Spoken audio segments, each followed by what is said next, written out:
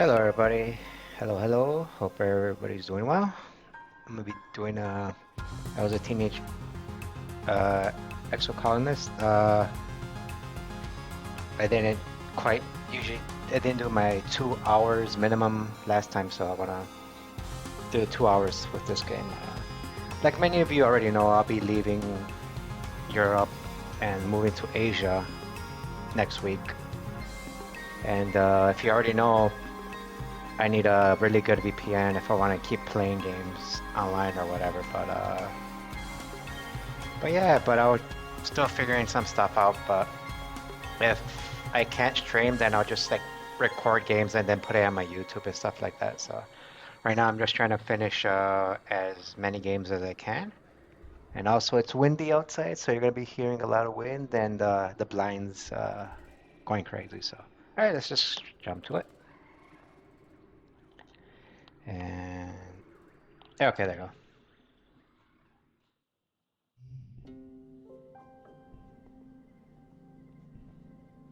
Let's keep exploring because there's a lot of interesting things. Where was the exploration thing?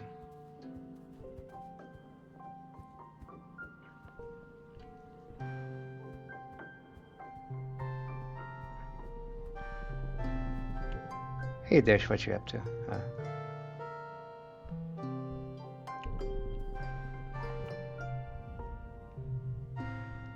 Survey the ridge. I want I want to completely like, finish surveying everything. Because there's a lot of interesting things here. This is a very interesting area. First, let me just finish everything here.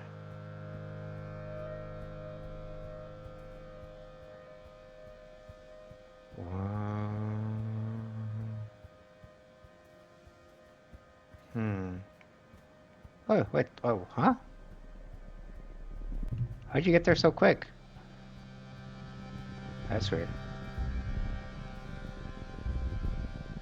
All right, let's see what this is. The path ahead is blocked by a field of snaky vines and brambles. They're flowering, enormous happy blossoms, swaying in the shimmering heat waves. You could push through them, but your holopan beeps a warning, a radiation warning. These flowers seem to be highly radioactive, far too radioactive for the mild shielding your suit provides. You might be able to pass through if you don't mind feeling the effects of radiation signaling until you get detox at the med bay. Well, if it doesn't kill you, alright. Take a sample. Take a sample, push. Turn around. I don't want to get radioactive. I don't want to get Imagine Dragon. You're treading along with suddenly you're buffeted by a hot wind. No, like a very hot wind. Lethally hot. The ridges are already baking, but all of a sudden it feels like you're trapped in a nuclear reactor. Your skin dries out and your lips begin to crack. Your eyeballs feel like sandpaper. Find the source. You take careful readings from a distance, triangulate them, and discover the source of the wind. A red sports ball-sized crystal emanator. Hidden in a small creative when you smash it, it doesn't shatter like crystal. It almost looks as if it could be an organic. Was it some kind of defense barrier? Yet another weird mystery of these ridges.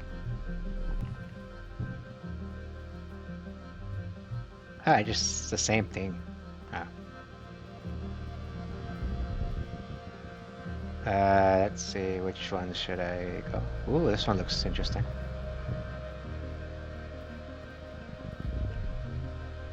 You investigate a weird squeaky noise, eventually following to the source. An undiluted swarm of sleek creatures are gathering on the cliff above you. You watch as they throw their tiny bodies off the edge, plummeting past you and out of sight. They scream and screech in excitement. Okay, weird. Ooh. Get close to investigate. Oh no. Okay, a new card, but stress. You pick up your way down to slow, finding a second herd of miraculously unharmed weasels at the bottom. As you watch them, one lands on your head and squeakily indigenously goes to the rest of the fin. Ouch. And what did I get? Animals, okay. You hear the flapping of wings and look up. A whole colony of pink-orange Dorp's moth clings to the rock overhead. Nearly camouflaged as the squeaking of the weasels above reaches to a fever pitch, the Dorphmen relentlessly take off the cliff of the flutter around. You watch one as the little creatures pitches off the edge of the land and square off the Dorpman back, sending them back plummeting to the bottom. As the large moth crashes fatally into the ground, the weasel curls its body and bounces harmlessly away. Then scurries back to feed on the prey. Oh, bounce weasels. You rescore the screeching on your husband. What a noise. Okay, I finished this path. Let's go to another one.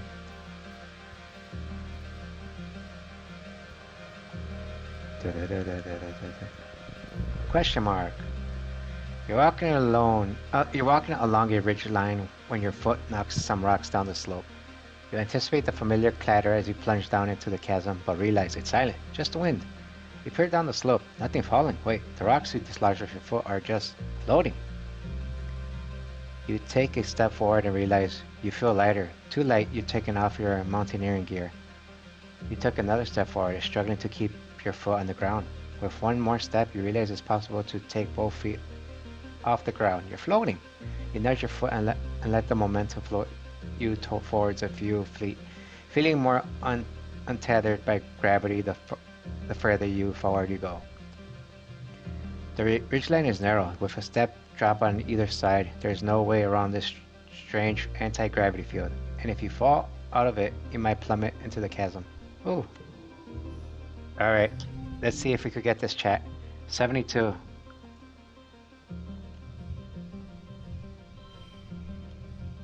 Okay, 25. Okay, that's good.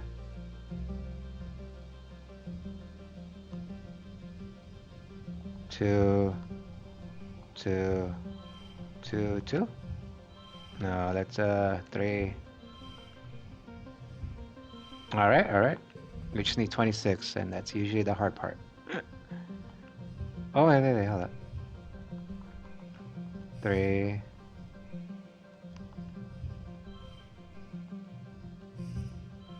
Wait, what? Oh, awesome, alright. I take that. A win is a win.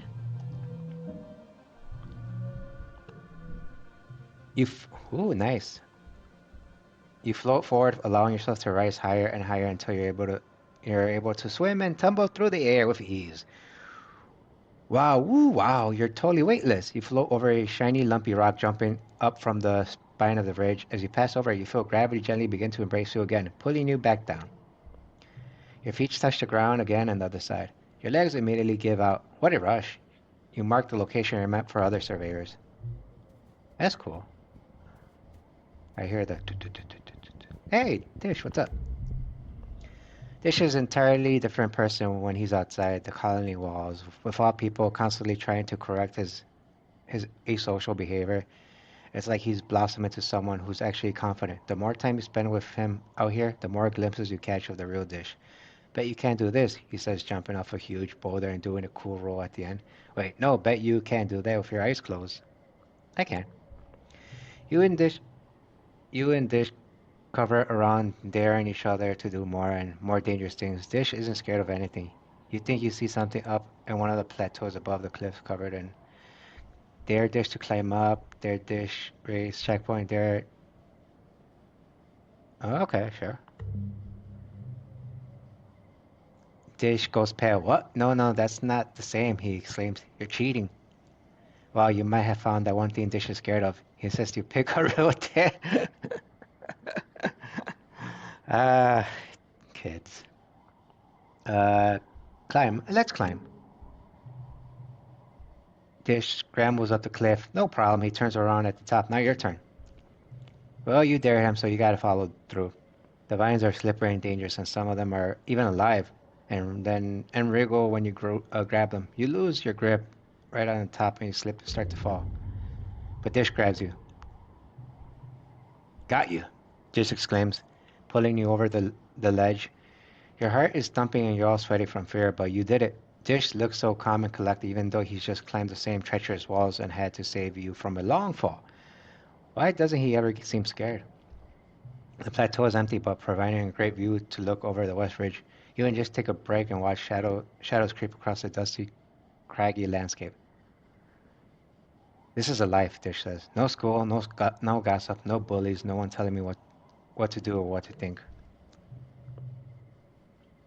He props his elbow up on his knees and squints into the suns. Even with my augmentation in the college, I always feel like such a coward.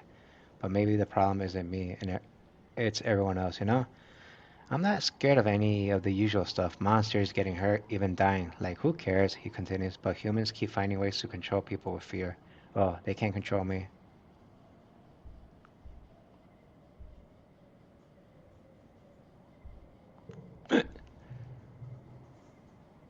Tish laughs embarrassed and starts scrambling down the side of the cliff again. You'll have to catch me first.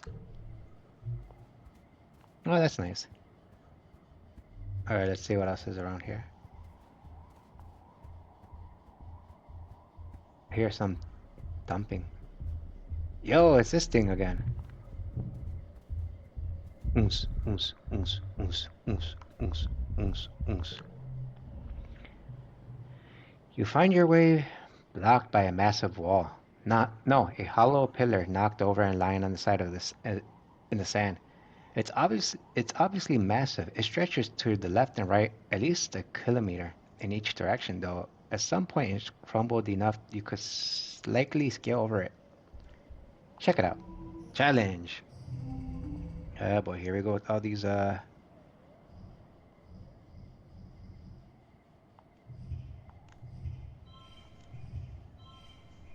Hmm. Okay, the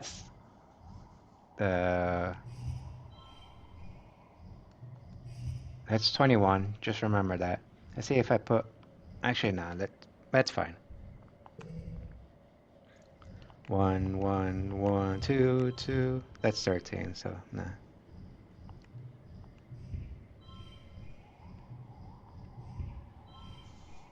Wait, how about if we put the. The wind is so annoying, but it's also hot in here. So I don't want to close the window. Did I draw the bad cards now? No, I think it's fine, right? 1, 3, 3, 3, 5. 21.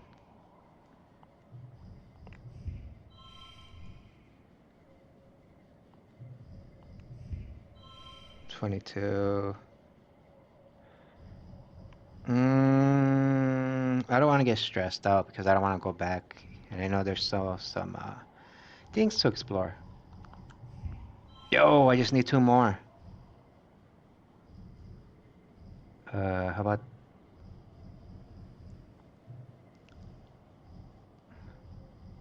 this? No. Maybe some. No.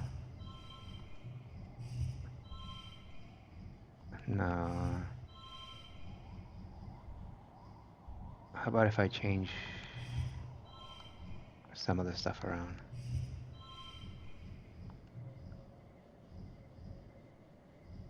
No, that was worse. All right, let me go back to.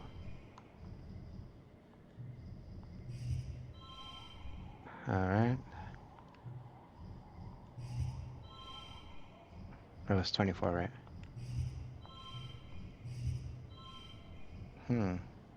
I could have sworn it was 25 and the stress was 10 if I would do that. Uh,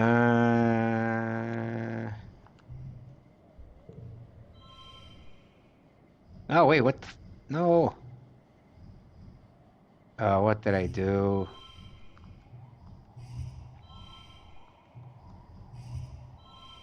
How did I make it worse?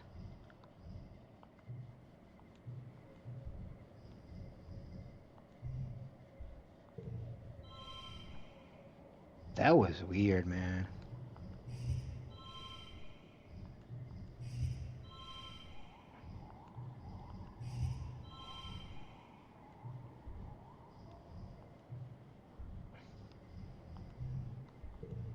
Yeah, just one.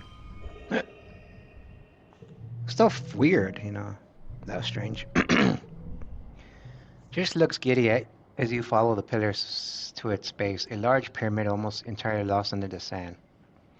You brush away some of the sand and find that the pyramid is inscribed on the side of the picture of, well, a wormhole, you think. This pillar must have once stretched up to the sky, maybe of some kind of observatory or a sacred building, or just a monument to the wormhole. Mysterious.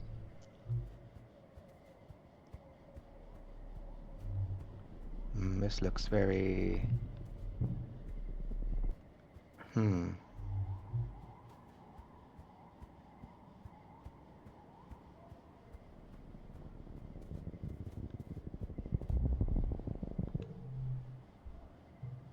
You haven't been down into the deep crevices of the ridges where the crystal grows thick and the air is stagnant and dead.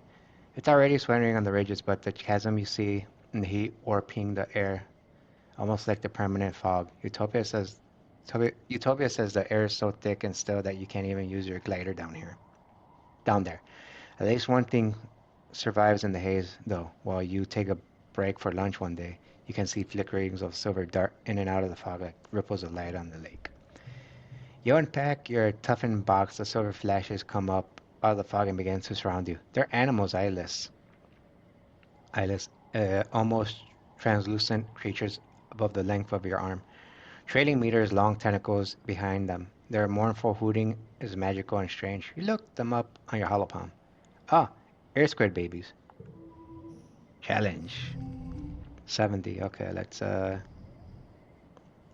4, 4, 6. Okay. 2, 2.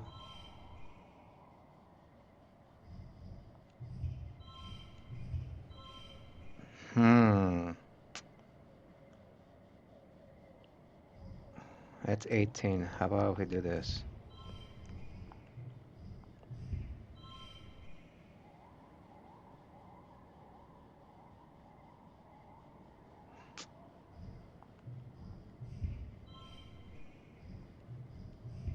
Hmm. Crap. Okay, let's 3, 4.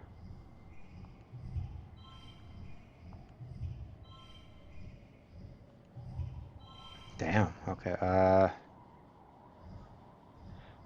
about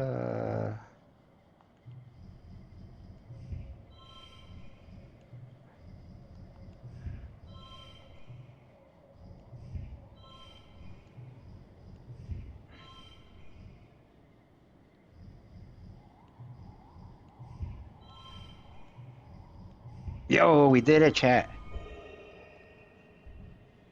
Awesome. I was kind of, nervous about that one, but that seems like you duck behind some roots and keep perfectly still as the creepy creatures float around and pass you. They don't seem to be hunting for food. They must be on their way somewhere. Until they suddenly turn back and zero in on their location. You find yourself surrounded by curious baby air squid as they tentacle begin to purse around the ground looking for you. Oh god. You're not gonna get eaten today. You leave your toughen and bolt. Pay no heed to the noise you're making as the rocks clatter down the side of the chasm. I got a new card, cool. As you run right past someone. What? Where did he come from? Behind you, you think you hear him make a low hooting noise. By the time you realize the air squares are no longer changing, he's gone.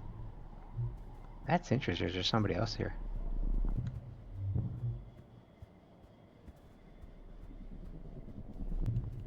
Sweet. Event. Exclamation points always event.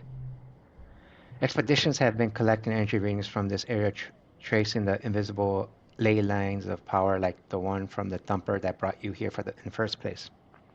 It pointed you to this cave, a nexus of power at the convergence of many lines. You feel the energy is different here, like a barely perceivable hum that prickles up in the back of your neck, like something is watching you. It's likely this was some important place for the convergent domain, Utopia says, leaning on her glider. I've seen teams through though, but It gets mighty tight in there. I'm hoping you and Dish might have better luck wiggling in there, she continues. Might be the caves inside open again. If you do, take plenty of readings and report back. Dish is vibrating beside you on nearly the same frequency as the weird power of fiction is. This is a real deal, he whispers, mostly to himself. Notovia nods and leaves you to it. What's your plan?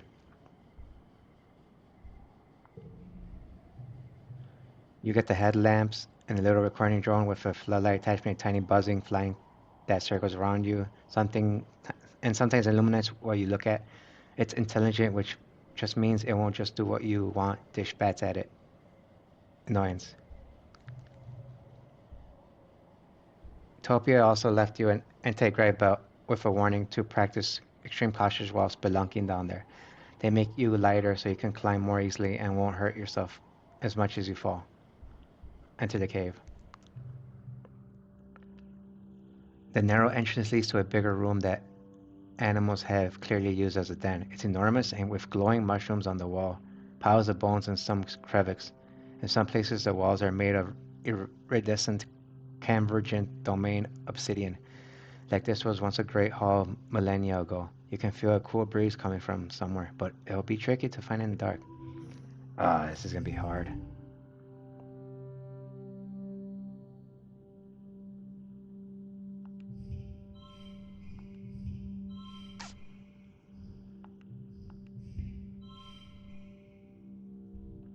Yeah, this is gonna be.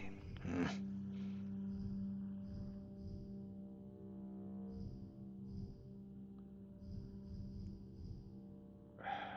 I hate that this is locked.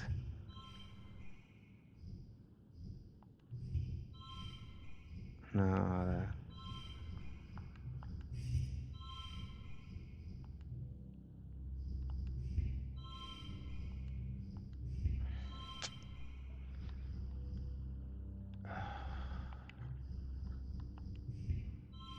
14.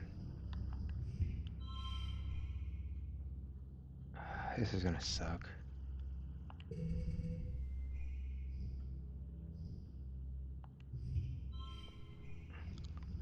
Maybe hold on.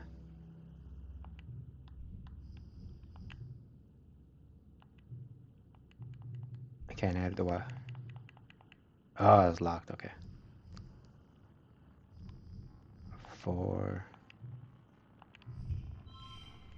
4, 7.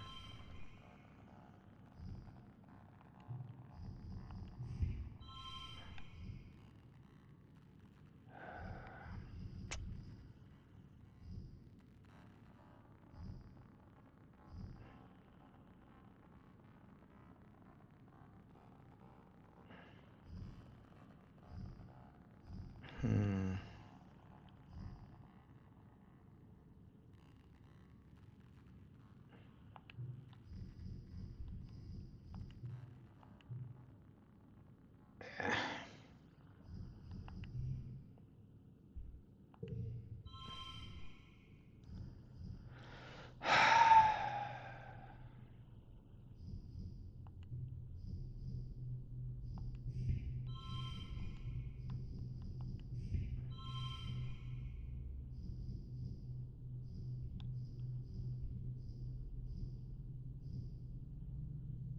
Hmm.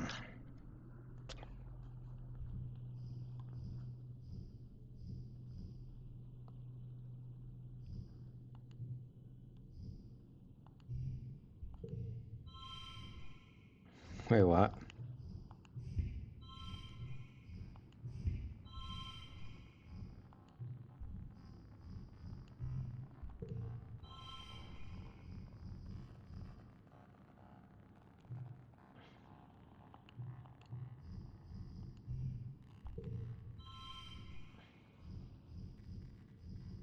Hmm.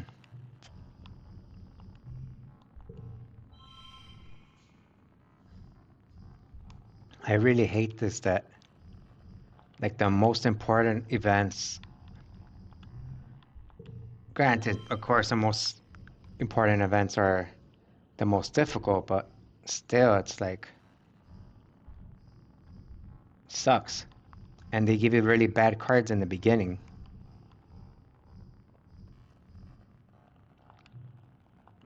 Maybe.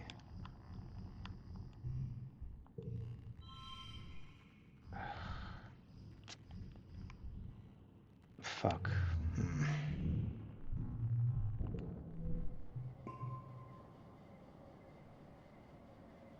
Yeah, that's what I hate. You fail to find a route deeper and the tunnels around you all over the place near the surface, following random one have clicked, but you just don't know there's something big down there.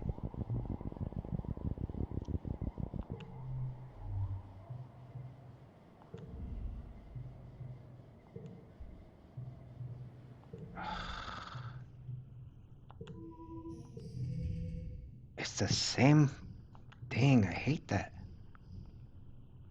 And I wasted a lot of my damn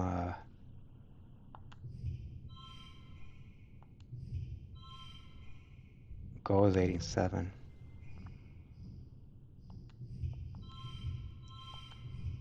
Yeah, that's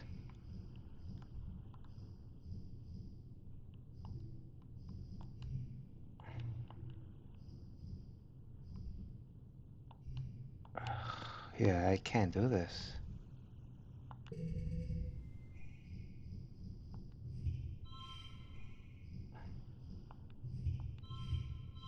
Yeah, this is worse than the last one.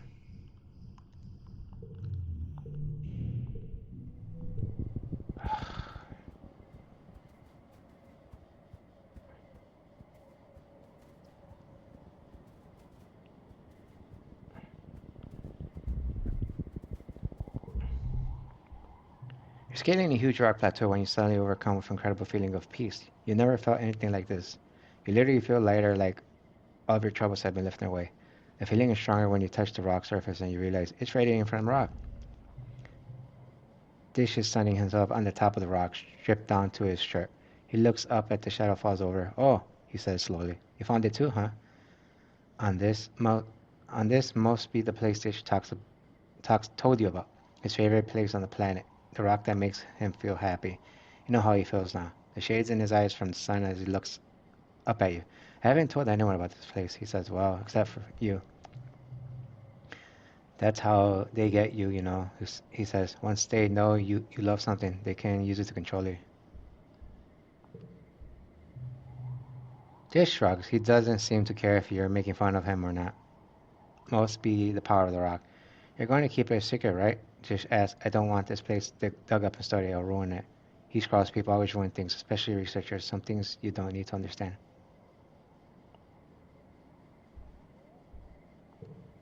Okay. You do take a few readings though, just because all data is important. You mark down the location, but fudge the coordinates so they'll send out afterwards will get lost. I wonder if the rock is natural. Animals seem really like it. As you're taking readings, you watch a swarm of Dorsman basking on the rock as well, just like Dish.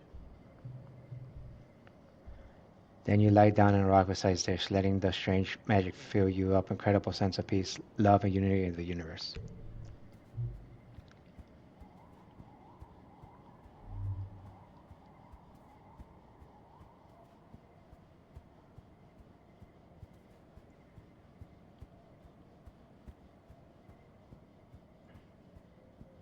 Oh, I see the funny little creature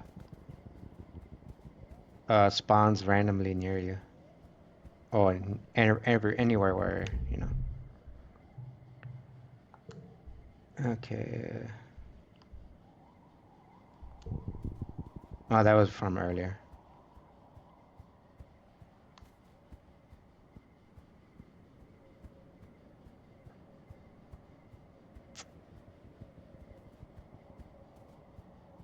I hate that zero value wild. It's stuck there. It's BS, man.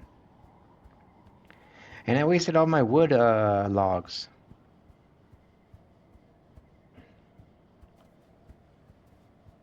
Hmm. Let's see what this is.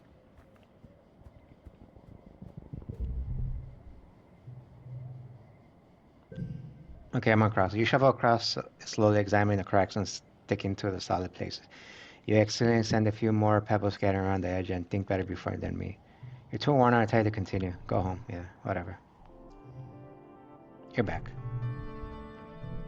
The Environmental Festival's welcome days of normalcy in the otherwise chaotic year. Despite some lingering rivalry between two factions, Mirtimina is a chance for the Helios and Star Trolls to come together and appreciate the bounty of the planet. At least that's what the adults say.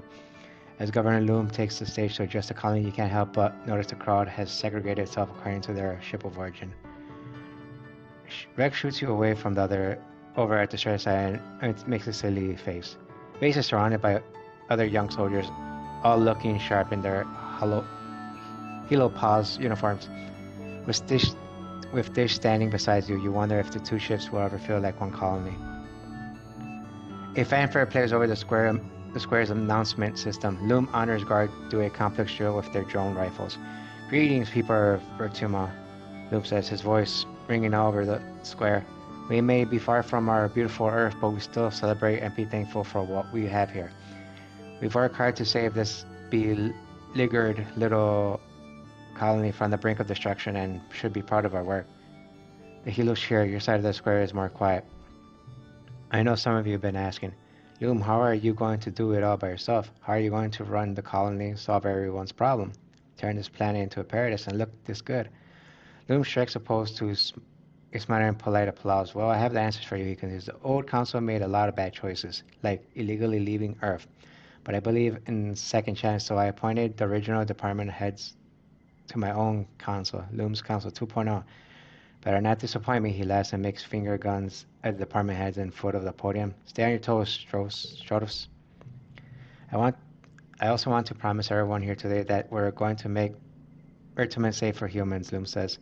Next time those bastard Xenos attack, we're going to blow them so many little pieces. There won't be enough left to wipe off our boots. We already got defenses, he says, gesturing broadly to the new, taller, thicker walls, and we're building homes for everyone. Homes where people can raise children again, knowing that our military men and women are keeping us safe. Big cheers from both sides this time. Some of the colonists around even have tears in their eyes, especially those who lost families in the last attack. Loom goes on for a while, lionizing the Holopods military strength and casting terrible digs at our failed colony experiment. Finally, the crowd dispersed to set up the square for an afternoon festival, some traditional and some new. As at the table, Annie and the kids are settling out a spread for dinner. There's an unimaginable amount of food thanks to the Holopaws' huge ration surplus. The piles upon piles of xeno meat from hunting parties from those who can stomach it. Annie is all smiles, clearly making an effort to move on as Loom mandated despite still mourning her lost son, Calm. But even the festival atmosphere can force a smile onto Amin's face.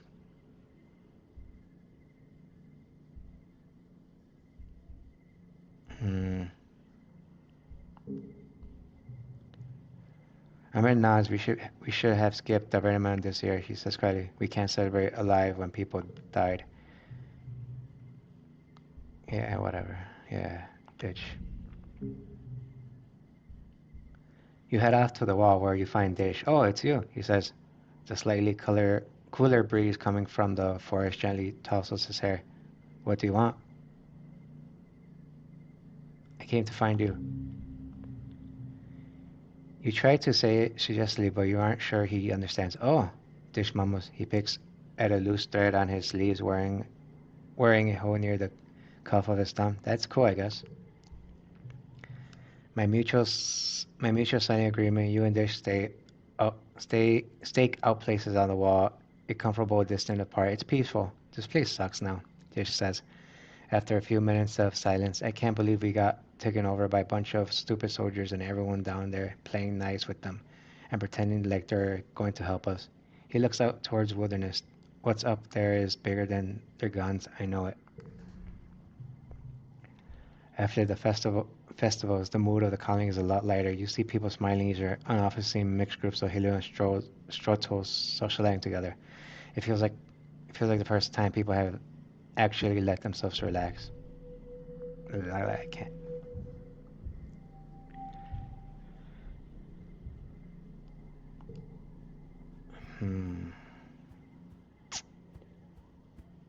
Could I actually buy stuff with kudos? Maybe better cards.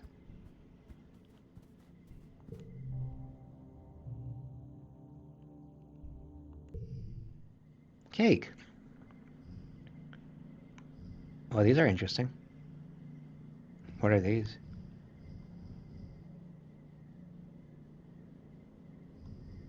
This has a high power. I like this one. Let's buy it. But what are these? +5 animals in all flushes. Persuasion. I'll buy.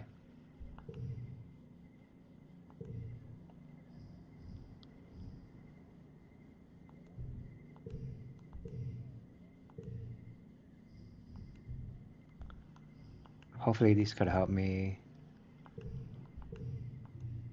Well, I wasted all my kudos, so. Oh well. Hopefully they're very helpful. Let's see. What's Dad got to say? Just a person I was hoping to see. Your dad jogs over with a sunny smile. Hey, you want to get your hands dirty? Well, more dirty. The survey teams are bringing a ton of animals working on domesticating, and we could use your help. You already know your way around the shovel, so I figured you wouldn't mind stopping by sometimes and giving your old man a hand. He says, pointing towards the animal padlocks. Cal's helping out too, so you'll have a friend to work with. And if it happen to be you with the survey team, keep an eye out on more animals to bring home. Sure, why not?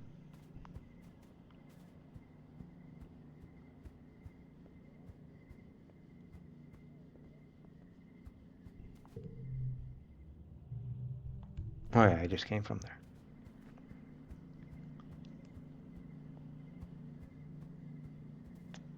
I'm more interested in what's going on outside than inside, you know? I want to see what crazy stuff is going on out there, you know?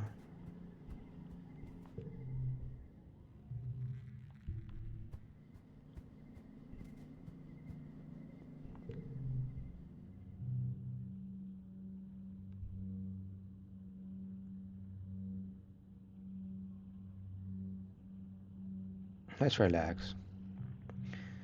The old lounge is toast.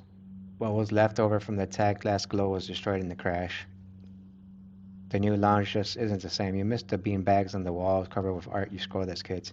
Someday this place will feel the heart of the colony again, but right now, I just reminds you how chaotic and horrible the past year has been. Oh, no way. God, is there a way to like to forget ones that you want to forget? Whatever.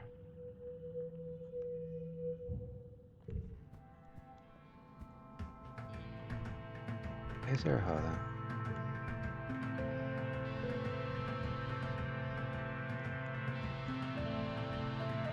Ugh.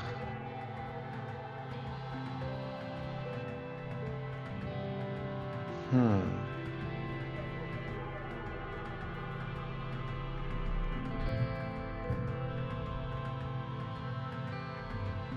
Dish stands at the mouth of his drainage sewer hideout, his arms crossed as he studies it from the outside. Do you think they got in this way? He asked quietly.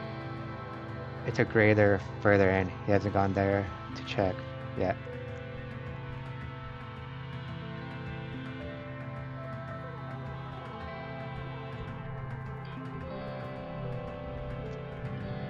I want to go back here. I want to see if maybe the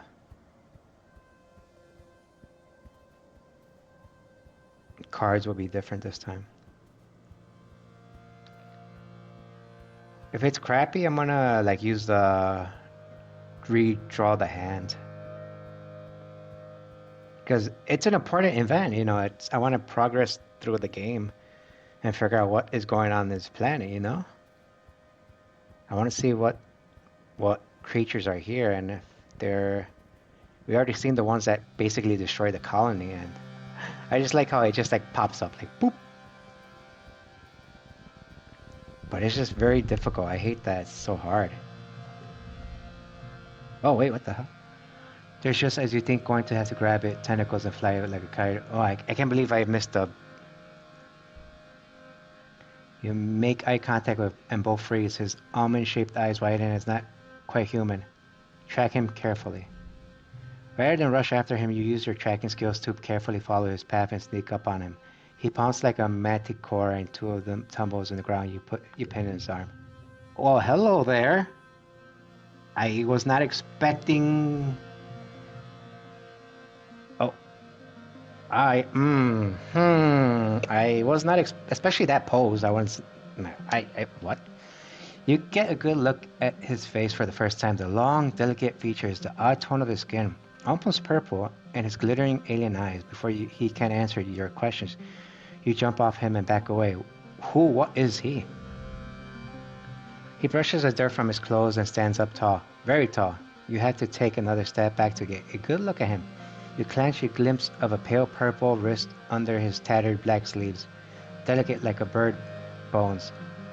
I am Gardener, he purrs, and you're trespassing on my planet. Now can you tell? Now you can see his. Uh, now that you can see his awe of him, you confirm that he's definitely not human. Besides the purple tint of his skin, he's also just constructed differently. Human, but not and taken as a whole. Like discrepancies added up to something that is decidedly alien. He laughs in light, infectious chuckle that sounds more animal than human. It goes on for a bit too long. You think he might be poking fun at you. Actually, you're the alien here, if you think about it. You do think about it, he's right. He jumps onto a large rock and crouches, eyeing you thoughtfully. Let's make a deal. He speaks with an odd inflection, putting the wrong stress on things, but the words themselves come easily enough to you. I'm not supposed to talk to you, he says. It's against the rules. But since you caught me, I'll grant you one wish. He smiles mischievously. Is this a joke? I wish to know more about you. He gives you a sly look. In time, Solane, I hope He pauses and his eyes unfocused for the moment. He stares straight ahead, unblinkingly. Then he slowly stretches like a cat and stands up. Well, this has been fun, but I'm afraid duty calls. He doves an invisible hat towards you. My name is Symbiosis, by the way. Or Sim, if you like. He jumps behind the rock and disappears. Literally, he disappeared. You search all around and can find no trace. He might have been gone, or how? Sorry, you just met an alien. Yo, the thing was different. The event was different. Wait, was that the same place from last time? Or the cave? No, it was different. No, this is over here.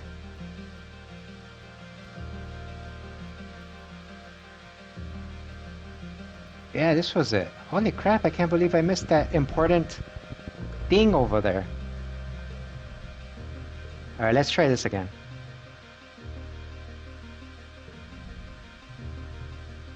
You ensure that Utopia are good and gone before you kick up the glide and go talk to Sim, telling Dish that you're going to do a cruise ahead. Sim looks delightful when you land beside him.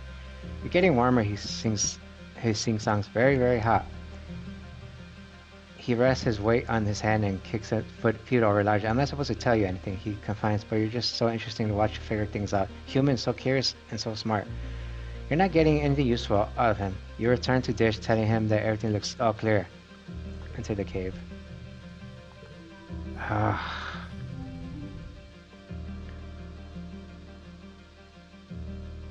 Each time I do this, it gets more difficult. Oh my god.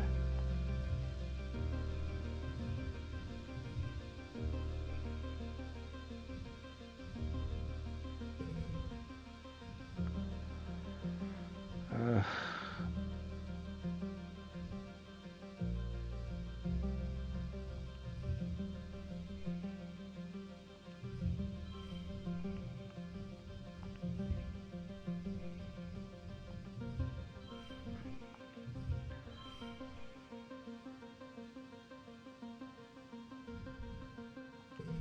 $39. Well, two, two, two, two, two.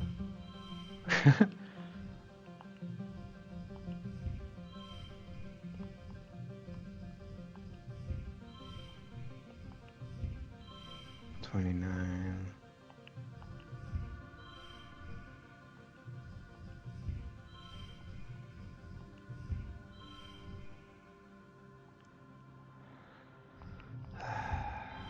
29, 24. Push through, whatever. Yeah.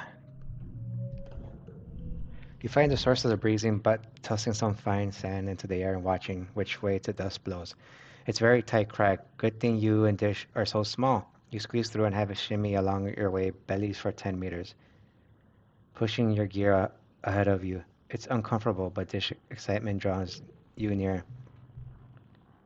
Past the crack, there are fewer signs of animals. The walls are smooth, grown obsidian, and some kind of melted rainbow oil slicks look. There are deeply carved glyphs on the wall at various intersections, like room designations or street names. You wonder. Another kind of bastion alcoves grown into the rock, full of odd proportions, all ancient, worn, and explicable now. It feels homey. You come to realize the convergent domain must have lived underground. That's why there are so few ruins on the surface. As you follow the cave complex down, it's clear this used to be a well-traveled path. The corridors branching offered to other places are now backed off, as if a big earthquake has rattled the whole area. Only the one main path is still clear. It's too convenient to be coincidence. The floor of the cave slopes downwards like a slide. It's quite slippery. Pay attention to your footing.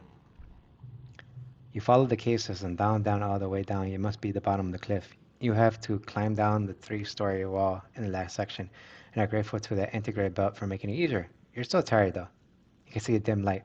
Daylight? You emerge into a hidden valley, totally surrounded by tall cliffs. You did just come down all that way? You're surrounded by the ruins of the convergent domain buildings. It's much better condition than the wide-swept ones on the surface. It's perfectly still here, and as quiet as space itself. What was this? Dish whispers vividly. Some sort of converger facility? And it feels so similar. I remember this place from your dreams. It feels like a throbbing sense of importance that is a bit unnerving. Something momentous happened to you here, or will happen to you someday. You poke around a little. Then you call Yutabi, give her your coordinates. She swings down on her glider with extra ones for you and Dish tethered behind her. You're happy you won't have to climb all that way up. She whistles, great find, kids. This place didn't show up on any of our aerial scans. Took me a while to find a route in. You you look bushed. You look bushed, she says. I'll stick around to get some readings, but you head back to the depot. Keep exploring. Okay, cool. Let me talk to the symbiosis man over there. Sims. Let me talk to the Sims. See, that was an important find, and I'm happy I was able to push through.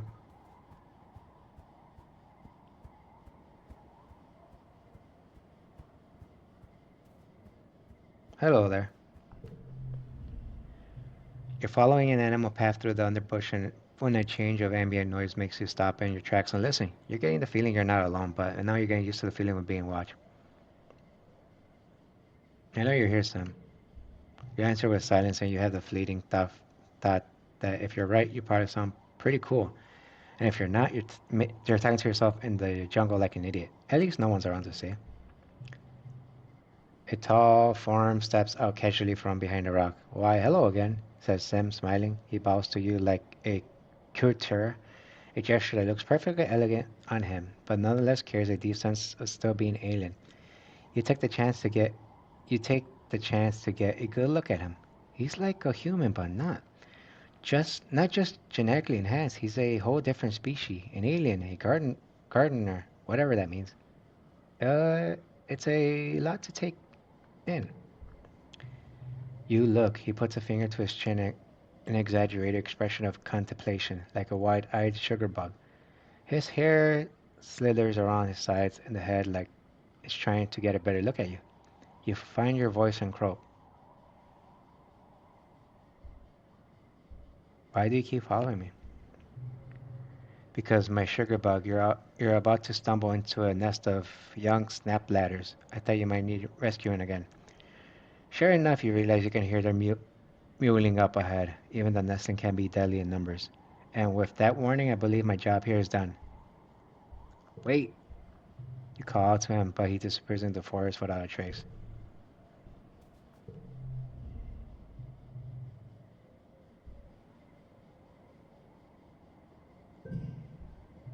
It's only fair that you observe Sim in the same manner that he often observes you, intently and while hidden behind a tree.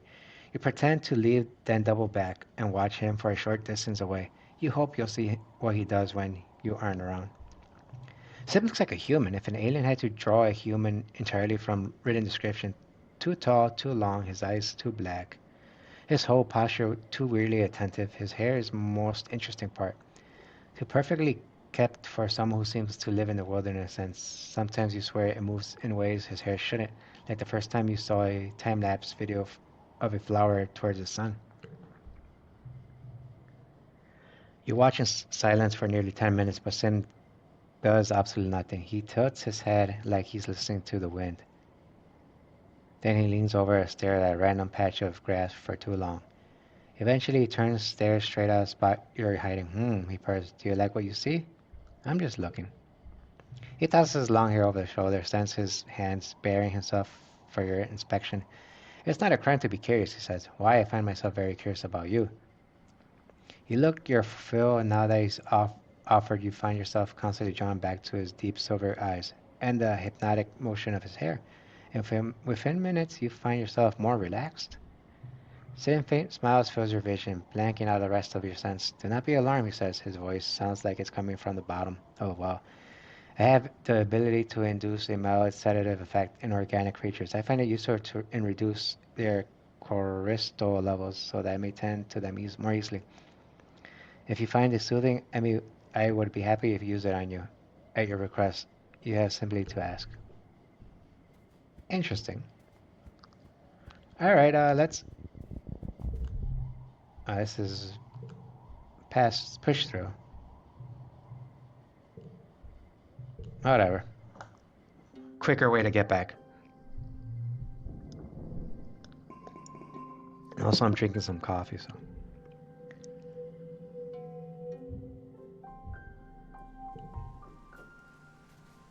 Let me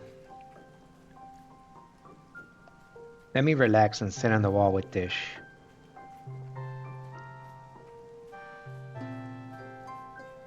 Or how I like to call him, Emo Sunny. Ooh, they're a log. Oh no, don't tell me he has something interesting. You and Dish are sitting in the tailgate of the expedition vehicle, shelling bobber seeds with your teeth and spitting the hard bits of your ground. Now and then, one of you points out something funny passing surveyor's dudes. You spot something under the mush trees. This is his way to talk to Dish, but not talking at all. Dish has always been like this. Being isolated from the other kids has made him thoughtful. Out of everyone, you think Dish might understand about Sim and be able to keep it a secret. Do you tell him? I trust him. You tell Dish you saw something interesting when you were out on the expedition. Dish perks up when you turn to look at you. Yeah? I met an alien, Dish. His jaw drops and his face goes an interesting color. You're worried for a minute, and he's going to be upset with you for teasing him. But no way, Dish hisses, leaning in. But I met an alien too, Selene. What was yours like? Like us, but alien? Describes him, his long hair, his eyes, his faintly purple skin. The way he never seems to answer any of your questions. Just stares like, wait, you met Sim too?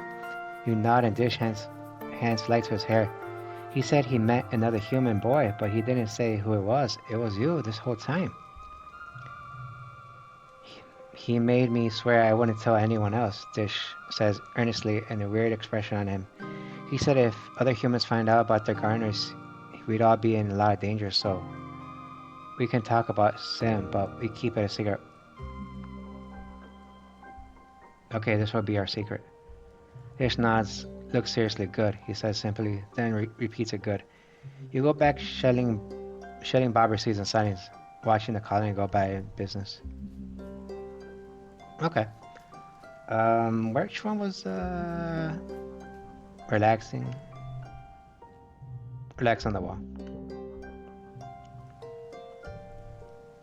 Took the month off. Let's forget that one.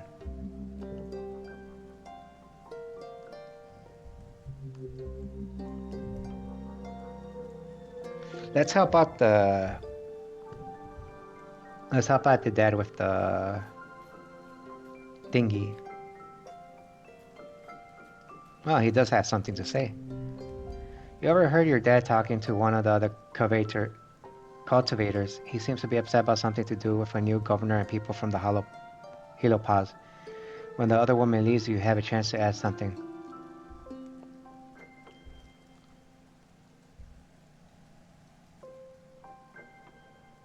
Who are these new people? Your dad looks startled and tries to muster a friendly smile. Oh, you ever heard us, eh, kiddo?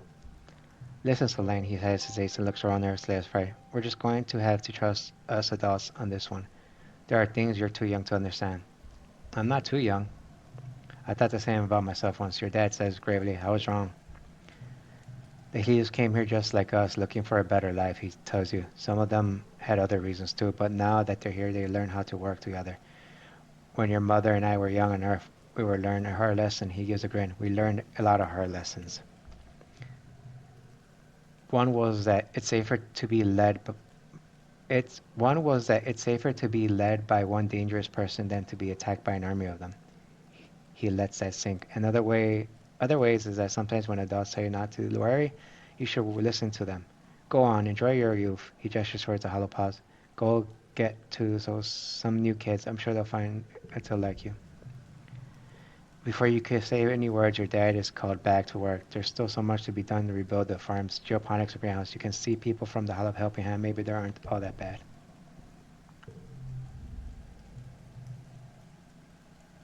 Despite your dad munching on soy rations, you know those soy bars from the new ships are pretty good, he says. I know, it's basically the same stuff as what we got, but it tastes different. He examines the bar with critical eye, probably some kind of unique chemical fingerprint from kitchen non-apprentice. Help with the animals. Your dad is helping two bits logs got entangled on each other. Well, maybe there were rustlings. Your dad doesn't want to get into the details. He hefts the larger one and carefully pulls apart the bristling spikes, being careful not to get jabbed yourself. 10 minutes later, they're back at it again. Your dad shrugs. The hurt ones what the hard ones, I guess.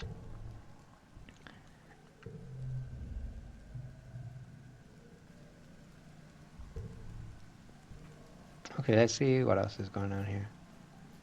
Huh, and let me start talking to these people again.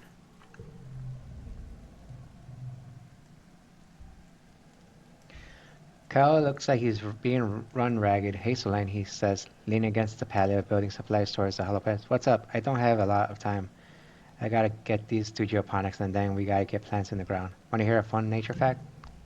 You tell him about the time Tang Bryce come up for show and tell in biology and got scared and made the worst, smelliest, grossest stink you ever smelled, and everyone thought Tang had farted.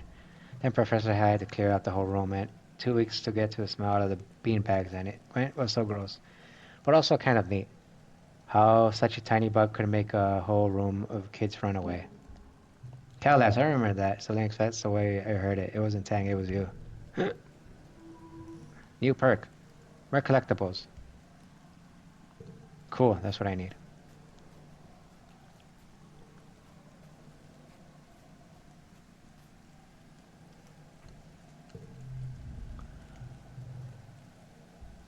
Oh, I don't have that. Mars claps in delight as you approach the lane. She calls out. Today I have a conversation with somebody I haven't known literally since the day I was born. It was incredible. She claps her hands to her chest. They don't know about the time I played ingenuity in the crash play and forgot all my lines, and the time pants fell down, cow pants fell down, or the food fight we had with Shrub's mess hall. They didn't even know anything. We just talked, she exclaims, and we didn't run out of things to talk about. I can't get into the base, so. Dog boy. He's funny. Rex surveys a reconstruction effort with a thoughtful look on her face, which melts away when he sees you and smiles. Hey, Solane, he says.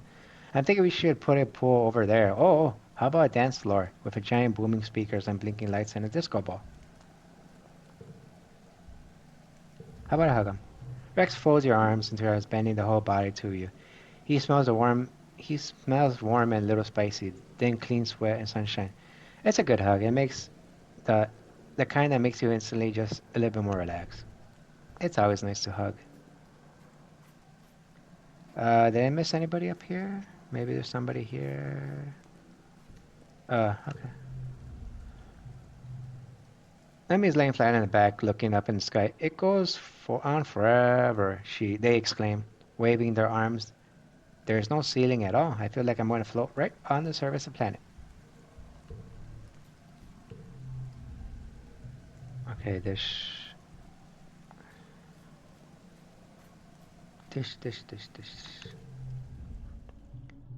Amanda is looking over some official-looking documents on her holopalm and dismisses them as you walk by. Hey, Solange, she asks. Hmm.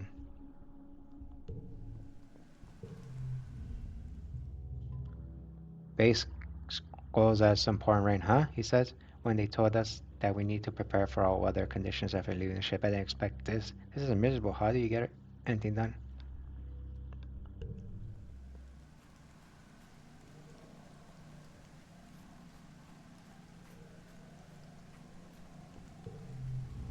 Tang almost doesn't notice you approach. She's starting to diagnose as she's gone to sleep mode with her eyes open. She blinks out of daze and she hears your footsteps. Oh, Selene. Oh, okay.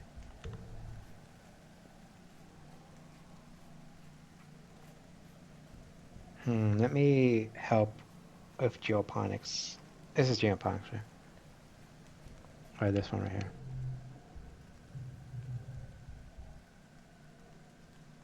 Hmm.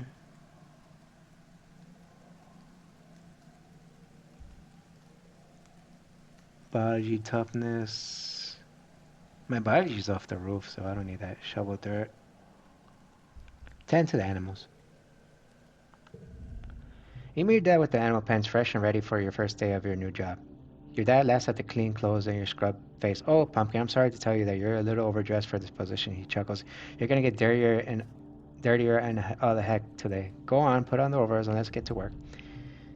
You change and follow your dad to the float cow pens. He rubs their noses and points at their names. I know they're cute, but the ladies aren't pets.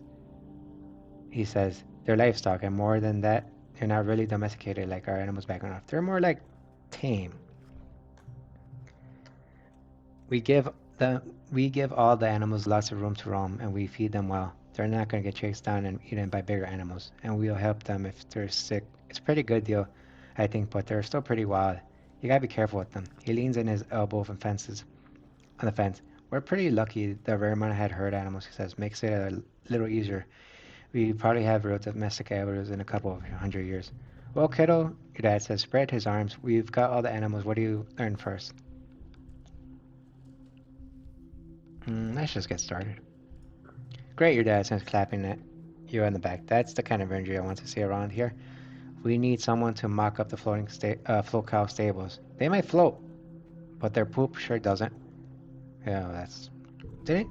Yeah, I remember I got peed on last time, so... This... Oh my god, this wild is... I'm gonna... Generally, it's making me angry. But hey, we did it.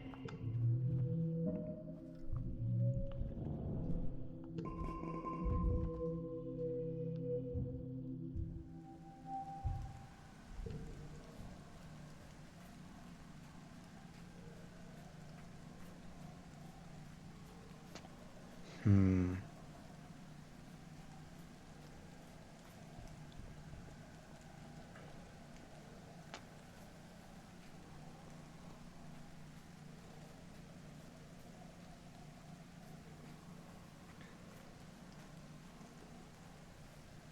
Hmm.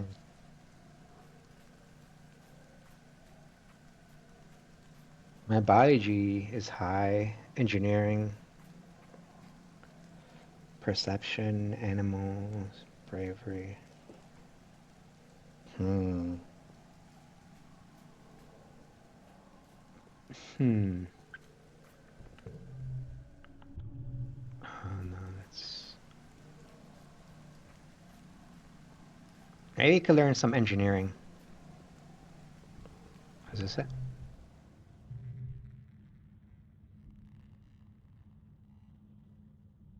Engineering. So it'd be engineering and reasoning. Very low. It's been a while since you took a physics class. You wonder who the teacher after Pereira died. He was the teacher back on the ship, who will possibly replace him. Eudris is waiting placidly for the class. Oh, Selene, hello, she says as you take your seat. It's been a while since you joined us to learn about the grand world of physics. Don't be surprised I'm teaching this class now, in Professor Howell's absence.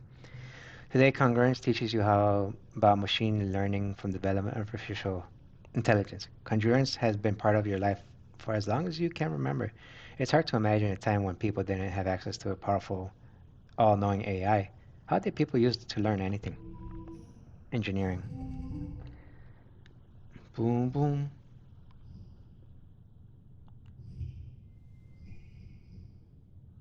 Wait. Let me just put these.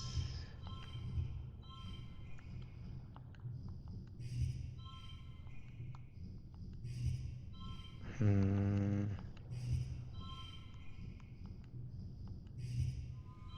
Yeah, we did it.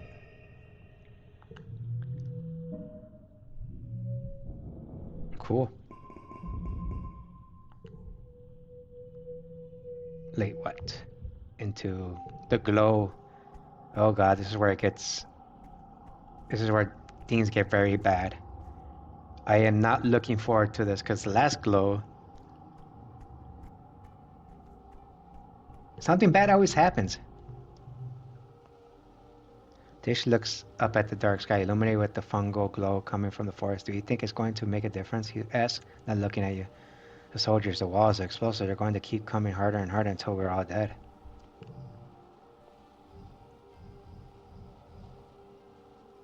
Does this interest you? Dish eyes lighting up and sees your gift. Whoa, he says, taking them from your uncharted delight. This is where did you find this? It looks like some kind of alien artifact.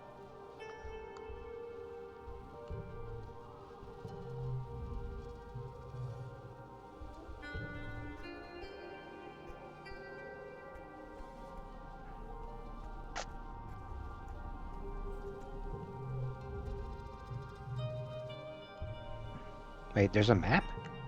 I haven't been to the swamps yet. Okay, word. Yeah.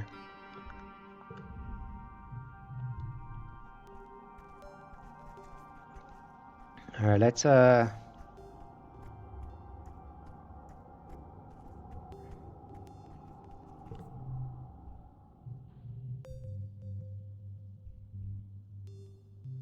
animals and empathy. Everyone is in geoponics is on edge during glow. It's close to the colony wall, so there's an attack on the side. You might lose years and years of progress on these fields. Or worse, the geoponics domes. There's nothing to do about it except hope that the defense are strong enough to hold. The sense of helplessness makes it hard to work.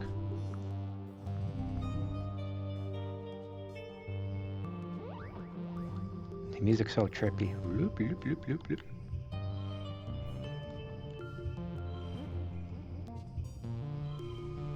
Yo, super goal.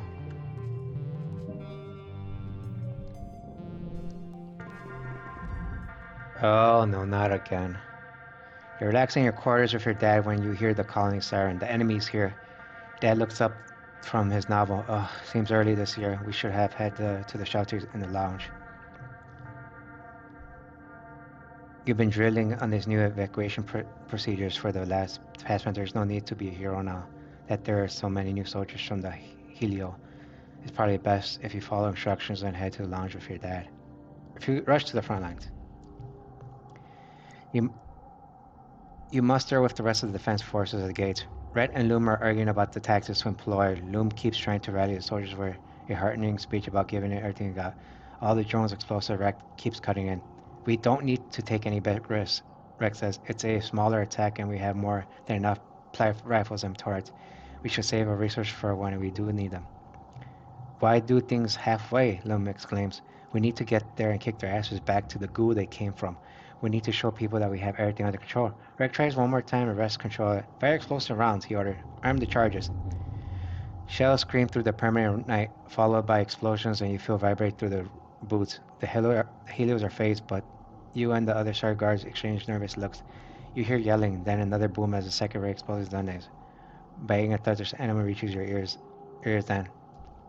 Loon, his fingers hurt. Great work, just dragon coming. Open the gate. No, I am not interested in your scam viewers. Damn, I'm guessing these like scam bot thingies are accounts that got hacked. Okay, let's see.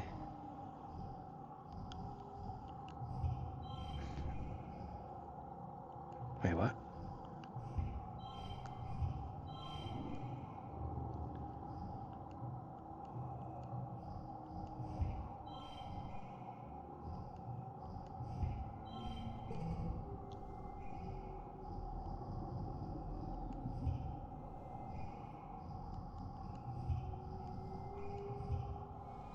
Sweet.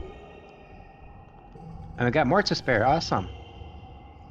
Let's do overkill.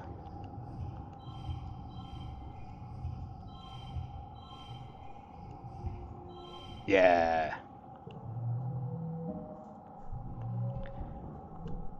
You face up. Wait, what is that? Kudos. You face off against a lesser Xeno, some kind of thin, semi-aquatic thing already half dead and limping dodgily through the gates. It's almost comical how easy it is to stun and kill. By the time you're done, the other soldiers have dispatched the rest of the creature. Smoke drifts in from the battlefield from the explosion, and a great sign of triumph.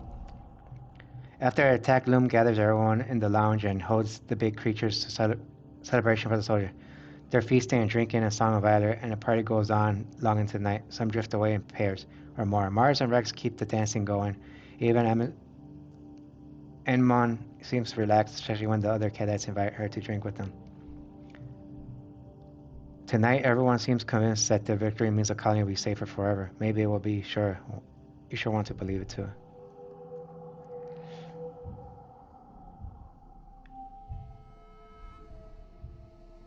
I'm 16 years old now. Hey, the same age as a group in Amori.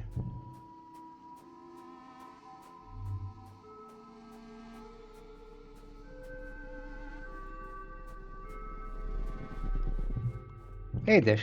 What's up? You head off to the colony hoping to find Dish, and you do as well. Wrecked and Utopia. We have teamed up to talk to Dish about something that has him scalding deeply. It was different before the attack, you hear Utopia say, but you're older now, and when you're on expedition, you can get into a lot more danger than when you were just a little kid going on walkabouts. When you're out there on my team, I'm counting you to do as you're told, and to be where you should be. He gestures begrudgingly. What am I going to do if something happens to you out there, kid? What if you disappear one day and you're hurt, and no one knows where to find if... I'll be fine, Dish cuts her. I can take care of myself, and if I can't, that's on me. That's not how it works here, Rex says, his voice stern. You're not just putting yourself in danger out there, you're putting the whole colony in danger. I know you're a bit of a loner, son, but you have family here. All of us, we're all family. We're going to send people to find you. What if they get into the same trouble you did? He continues. We're counting on you to follow the direction out there to keep everyone safe, not just yourself. What if I don't want to be found? Dish exploding, waving his arms. What if I want to be left the hell alone? Vrek and Utopia are stunned by Dish outburst. Vrek opens his mouth to respond, but Dish talks over him. If I don't come back, just leave me out there, he spits. If this planet wants me dead, maybe I deserve it, huh?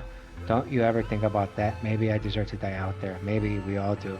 With that, Dish stomps so Rex looks stunned. You follow Dish around the outer walls of the colony, to while he angrily pulls things out of the drain pipe, hiding hole he's long since outgrown. Stupid humans, he grumbles, stuff what looks like a bedroll into carrying bag. They never think of anything except, he continues striding on when he sees you. What do you want? I'm great, Dish mutters. Just awesome, actually. Yeah, thanks for asking. You watch him pull things from his hideaway and throw things into two piles. Screw this colony, he says. I didn't ask to be part of it. I don't need it. I don't need anyone. I'll be better off living in the woods like an animal. At least that's real. He reaches into far, pulls out a busted up looking mechanical device. It's an old alien communicator he made using gear he stole from the command. Geez, he laughs. Guess I don't need this anymore. Take me with you. Dish takes a second to consider this before your meaning sets in. What? Why? He replied, baffled. Come on, Selene. You have a whole life here, a future. You have friends. People who love you don't throw it all just to be with me. I'm not worth it. His face softens. Look, maybe once I'm set up, okay? I'll send the message if you really mean it. Dish finished packing the stuff he keep going to keep, which barely amounts to a full backpack. He straps into his bag and nods at you, determined. Do I ever tell you my full name? He adds seamlessly random. No, you didn't.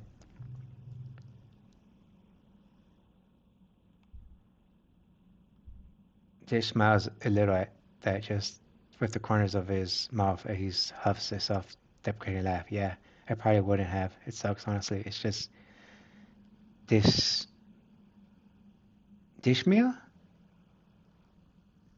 This meal. I'm still calling you Dish. Dish takes a breath in and lets it out. His shoulders slumping. It means being sad. What a joke, right? Who names their kid that?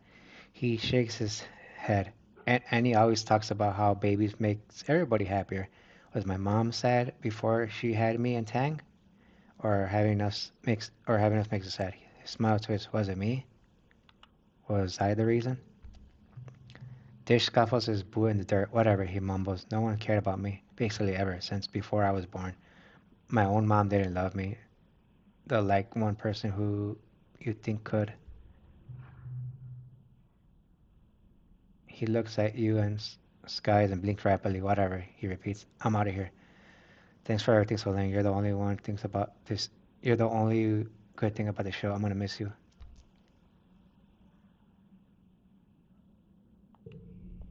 You throw your arms around Dish, who grunts and pats you backwards. He doesn't relax until you finally relent and let him go. You watch him disappear between the fungal trees. Within minutes, he's out of sight. You're getting ready for bed later that day when you receive a colony-wide announcement through your holopalm. It reads, Colon- Colony notice. Reminder that there are no unauthorized trips outside the walls without prior authorization from Expedition Command. Anyone caught in violation of this rule will be punished. This includes going for a walk. It's dangerous outside the walls, only to be done by trained or armed personnel. Thank you, Command. Hmm. How about that? You send Dish a message. Dish messaged you back immediately with just a picture of a knife. You guessing he didn't get very far. Dish. Let me give you a silly goober thing again.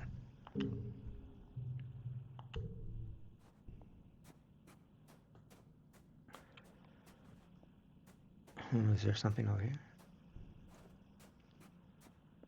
Is there any new expeditions? We should have checked that before. Wait, what am I doing? This is what happens when you have the memory of a very terrible goldfish. You forget where things are. Hell, probably a goldfish has a better memory than me.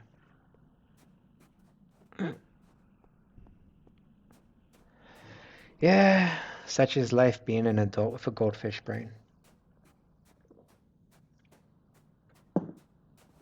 And a personality of a mouse, maybe? I don't know. Well, I don't know which animal has very little well, mice have personalities. They're silly.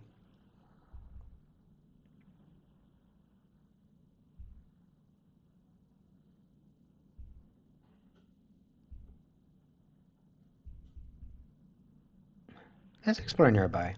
Maybe there's something new. Hey, oh wait, it's Utopia. Utopia's working near the gates. This area has been deemed safe enough for kids to go for a walk, as long as you're back before the dark and never go out there and glow. There aren't a lot of things to say. A logging camp, a few fields, some nice lookouts. You've been out here before, but that was when you weren't supposed to. Let's see. Log. It's fairly safe out there, but you don't mean totally safe. She cautious. Don't go too far. If you see anything what scares you, run the heck away and make ton of noises. She helps tighten a strap on your backpack. What you hoping to see? Stuff to collect. Take nothing but photos. Leave nothing but footprints, she teases. Suppose it's different on a brand new planet like this one. We totally do need samples of basically everything, especially stuff we might be edible. She slaps you on the back. Things regrow pretty wild out there. If you pick the place clean, give it a year and see what happens. Hey, it's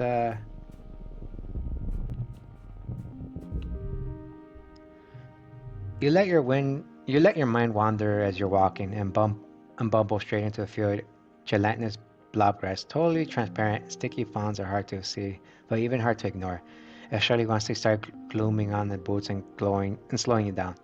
It's like they're trotting through the thick mud. You stubbornly decide to keep going, paying close attention to the visible signs of the biograss field, and there aren't many, just an absence of vegetation. Look through. It says it's easy, but the goal is 47.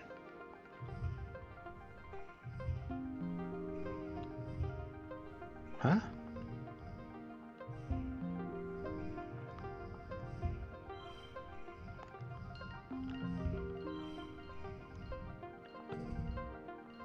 Okay, 0, 2, 2, 3, 4.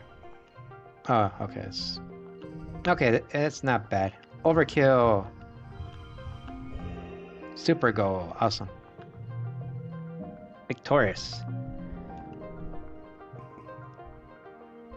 There it is. You can hop around the rock so that falling log and climb over the old piece of soaring equipment. You get through the villainous blob grass.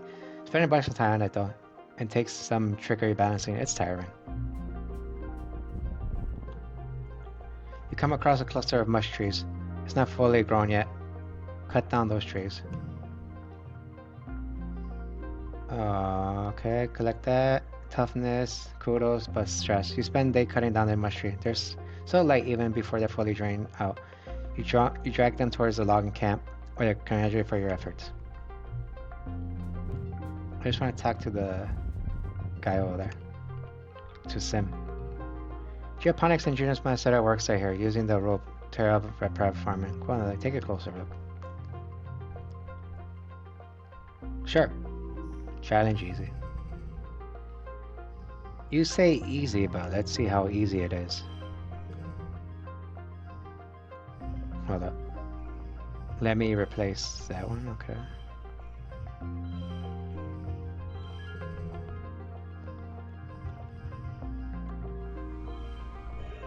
Can I overkill it? Yeah. Super goal.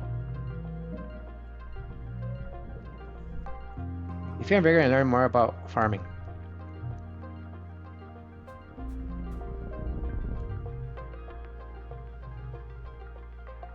Spark snow has been drifting around you all day, igniting teensy sparks where it touches the ground, but now it's really started coming down hard. Hard like hell. Now solid like snow, except hail ignites more like explodes or contact with solids. Umbrella. You broke off a large leaf and long stem and hold it over your head. It makes a pleasant kind of thrum as it drops and splatters. Worn out already? The sun rises again after glow. Herald a new year. It's your 16th birthday. You wake up in new quarters, blinking into the watery sunlight, dust motes floating around the air, and you take a moment to enjoy the perfection of the bed while you and the listening sound of calling waking outside. So much has happened in 1 year. Just a few short months ago, you thought your life was over. Now it's better than ever. There's plenty of food, and the colony is safe. You even have your own bedroom. You consider snoozing until your dad wakes up and Revere is entered by. It's Tish! He's on your balcony. He starts to act more like Sim every day. You're finally awake, Tish says, slipping up and railing. I thought you were going to sleep away your whole birthday. Happy birthday, by the way. You watch the sunrise in companionable silence. Your dad wakes up shortly after that, and you order up your traditional birthday breakfast feast. He gives you a big squeeze hug and tells you he's proud of you.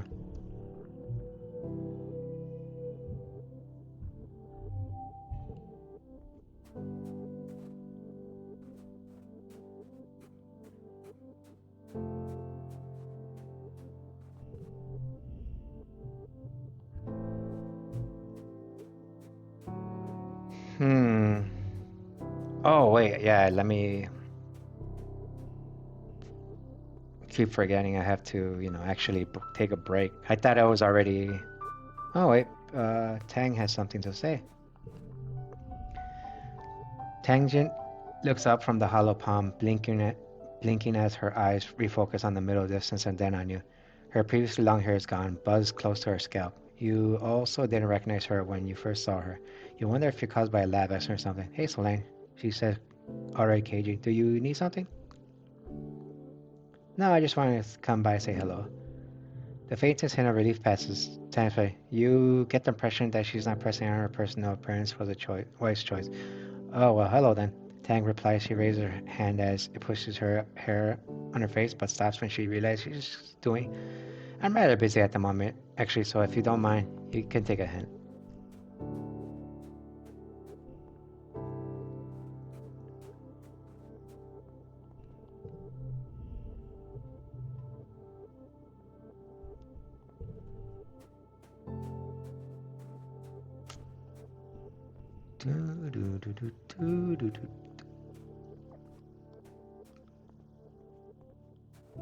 Which one was that? Oh, I think I passed by it. The one that's just relaxing on the wall. Is it this one? Yeah. Relax on the wall. Dish is staring into the weather. He has his ankle wrapped tightly and popped up a nearby crate. Instant says I can't go out until my ankle's healed, he says grimly. First and the last time I was working with the surveyor, so now I'm stuck here. You managed to cheer him up a little by getting him to tell about his favorite places to explore. It passes the time, and you learn a little bit more about Dish.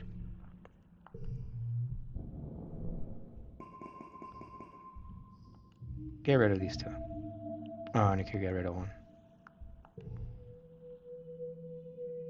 Mid quiet into late quiet. Hmm.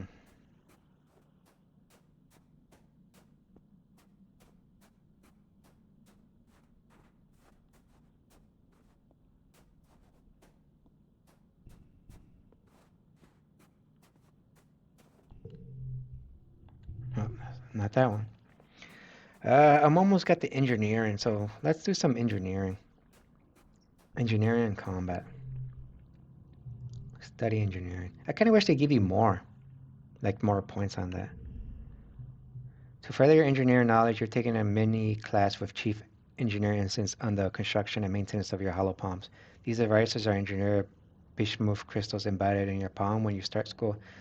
They use the heat and electronic current of your human body to power themselves, to talk to each other, and connect to the hollow net. Conjures massively repetitive information you can barely remember the life before yours. Hollow palms were commonplace by the time the Ridimon group first formed on Earth, and the square bismuth is grown in the lab. Insects explains so the physical device itself isn't hard to maintain. The difficulty is to display a touch interface. Insects opens her hollow palm, displaying a visible projected screen floating above her.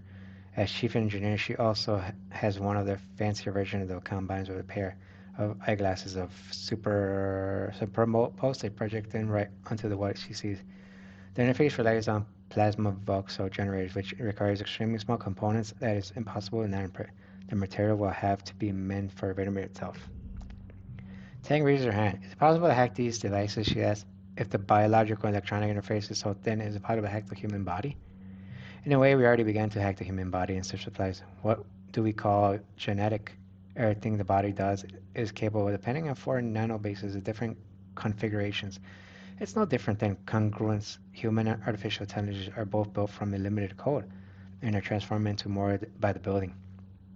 Your genetic enhancements, super hearing and sight, temperature regulation, increases resistance to fear, disease, and fatigue. All present in the human genome and unblocked by the power of science.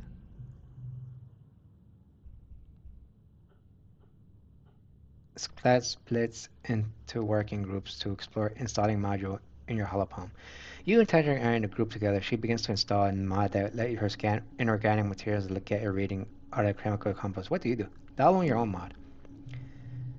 Tanya raises an eyebrow impressed. What mod do you choose?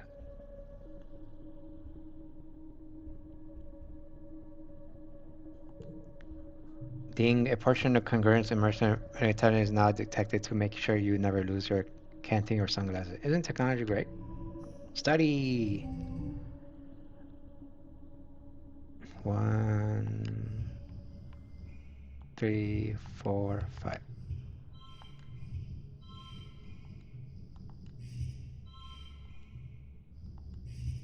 Hey, wind. The wind hit. Wind and wind.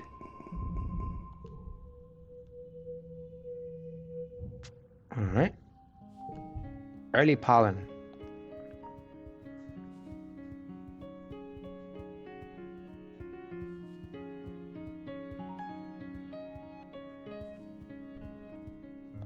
Very polleny outside. Got anything interesting to say? Tish is kneeling at the edge of the expedition staging area, checking through his backpack. I can't wait to get out of there again, he says. I hate being cooped up in the colony with everyone's drama and everything always smells like shit. He takes a deep breath for effect. Yeah, I'm not gonna miss this when I'm gone. You want this thing? Do you like this? Thank you. Okay, you don't like that. Wait. Tish is relaxing in the back of one of his expedition vehicles, absorbing in the hollow novel. You clear your throat, and then Jumping gives you an awkward but genuine smile. Hey, Solane. He starts pulling his leg out of the way so you can climb in beside him. It's getting harder to find places to be alone here. Do you think I'd kill to be out exploring, but you told us to send me to rest? He rolls his eyes. Tish closes his hollow novel and says, It's so crowded here, he complains, and it's boring. I'd better be out there with Sim, learning about this planet. Tish continues, looking wishfully, folds his hands over his heart. And he's so interesting. I could talk to him forever, you know. Like we really connect. Have you gotten much out of him? Yeah, because I'm sitting straight. Well, I mean, sort of. He still says there's stuff I'm not supposed to know yet, but I figured it out on my own. The biggest thing is that planets basically all connected like a fungal network that's so old and complex. Parking like a computer, he says, thinking fast and excited. It's not just a mushroom, the trees, the animals, even the rocks and the water. Tish smiles. He didn't want me to know that one. He confides in you, but I guess if remember how your dad got sick every year from the pollen, it was actually fungal spores. Well, I started to think from there, and yeah, it's like every year the planet refreshes the communication network for us. Well, how about the fact that Sim is really old, like really, really old? Dish continues, like probably thousands of years old. Sometimes he talks about stuff from ancient history like he was there, because he totally was. Dish laughs a little, but he still acts like a kid sometimes, you know? Like he loves hollow bits and candy and playing tricks. And I've seen other gardeners, Dish says quietly. They don't look like Sim at all. They look like, well, they look scary. Whoa, no way. Okay, one more, Dish says in face. The gardeners don't have clothes. Sim was naked when I met him. I had to bring him clothes from the colony. No, Dish stammered, his face going even more red. It was just really embarrassing, okay? He was naked. I don't know where to look. What about you? Dish says, what has he told you? Well...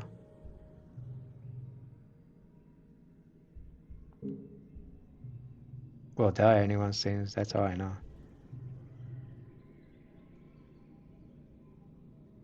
It, I wish we could tell people about Sim. I feel like if people knew him, he would, like him, we realize that what we're doing here is wrong. But I'm scared if tell somebody Sim,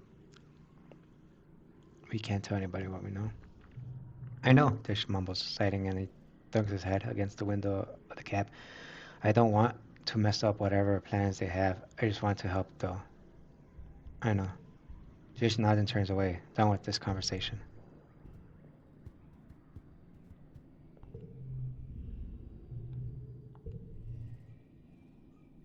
Hopefully it didn't respawn. I do wanna...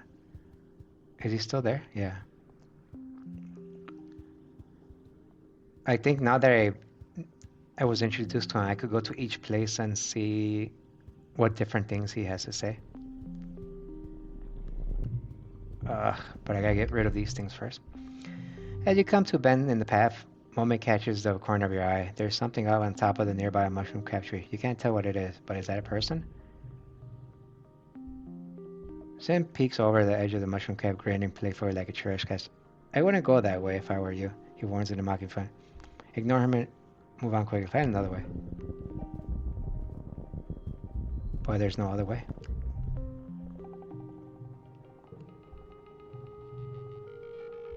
No, you think he's gone. You remember the warning. Why not? You start to ask why, but he disappears again.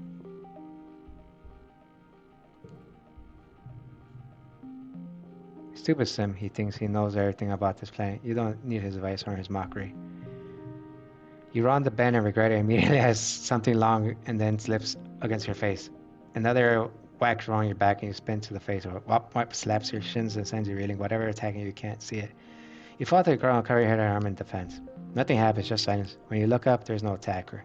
But all the planets around you are plants all around you flat into the ground. Your long purple reeds and knobby bumps on their base. As you watch, the reeds slowly start to bend and back over as you poke up, expanding to slap back down on the ground. Attacked by grass, how embarrassing. They decide to call it slap grass.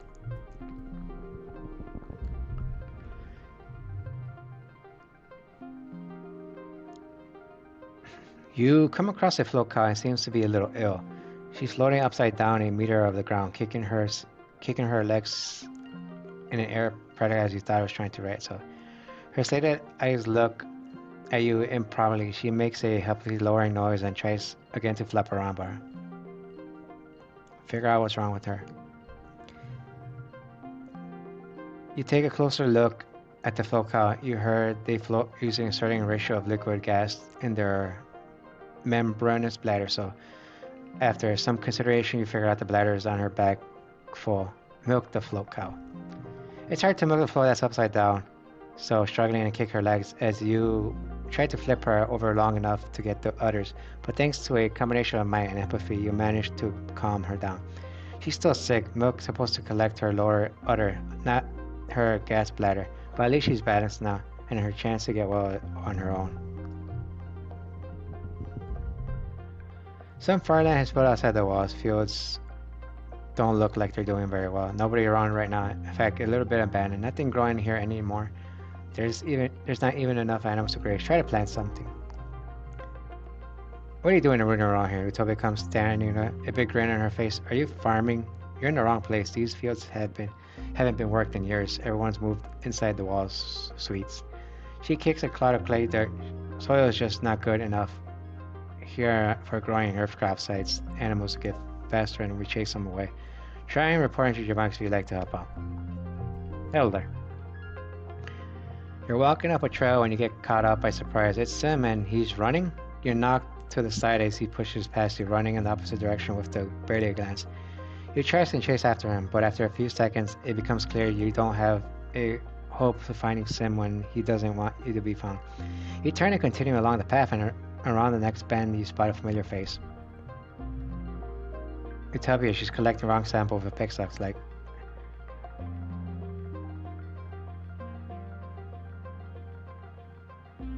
Who the hell is that? She demands. Who? I didn't see anything. Utopia squints at you. The man who just ran past. The tall, dressed black man. How did you not see him? She hikes her pickaxe off her shoulder. Whatever, just watch out where you're running, okay? The gravel loose around and maybe check in the dock instance. Get your eyes looked. You agree you have to be out in the conversation without any trouble. He seems to be in good humor despite the close call. Oh, he says, leaning against the tree.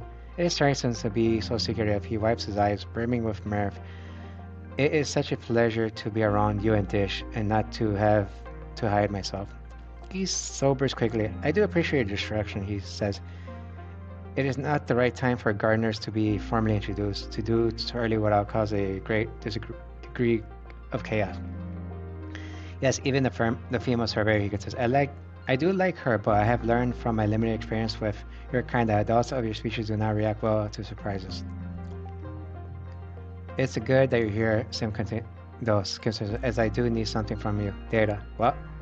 Sim holds up his hand. Please do not be alarmed, he says placidly. I do not mean sensitive information such as personal and defenses. I mean only the contents of your digital culture archives, like holovids? Yes, exactly. Your holovids, recordings of movies, music, books, culture, artificial only. I promise. Why? Listen, it isn't obvious. I wish to know more about your kind. I wish to learn how to. He struggles to the right phrasing. I wish to learn more how to act in such ways that is not so discomforting to humans. I'll do it. Sam's gentle smile grows warmer. Truly? He asks, clapping his hands. Okay, I thought it would be a great deal more convincing. You're surprising in such a pleasure. You tell Sim you can likely find a meme drive in the engineer and fill it with data he wants. But you have a few credits of your own. That's fair, Sim says. It must be frustrating to feel as though the truth is being withheld from you. Ignorance is not a yoke your kind bears easily. Please trust me when I say that my inability to answer your questions form circumstances beyond my control, and not a lack of desire on my part, he continues.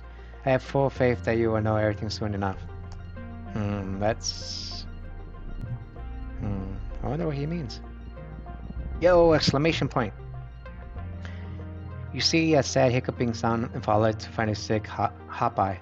It's hunched down low, its foot completely nestled under its body and shivering uncomfortably. Enormous eyes roll round in confusion and fear at the same time.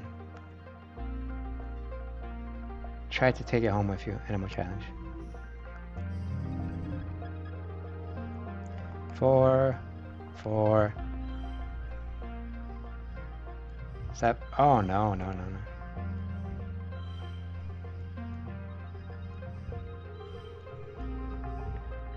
Yeah. 3, 4, 4.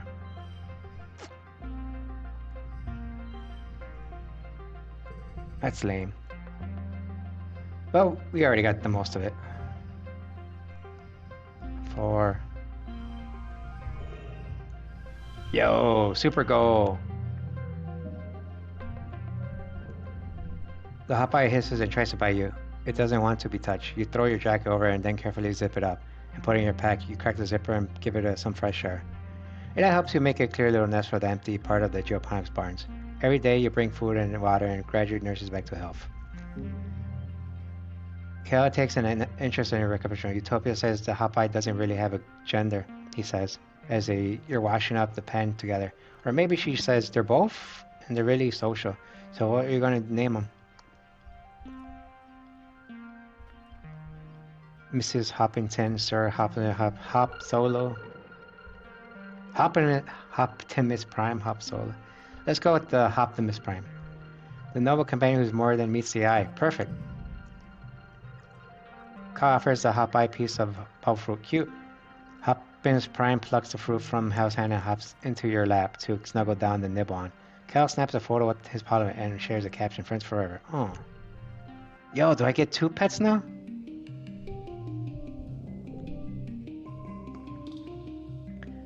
You're awoken by a buzzing your hollow palm. It's a colony wider. You rub your eyes and ponder textures of the air seeping in your bedroom through the oak veranda.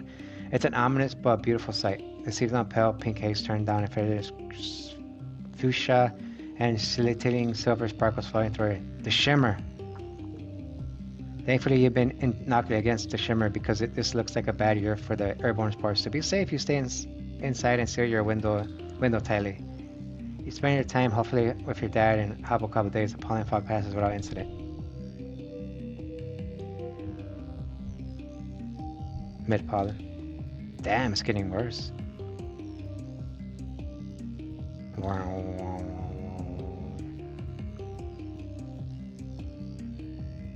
Yo, if I do engineer again, I passed the threshold on that one.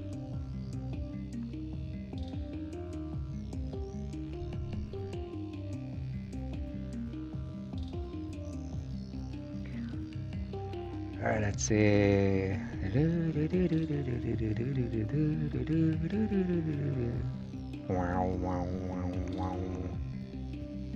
Let me get one class and then I think I'll take a month off. Engineering. Oh. Sim asks you for data on human culture, television shows. You find it in okay.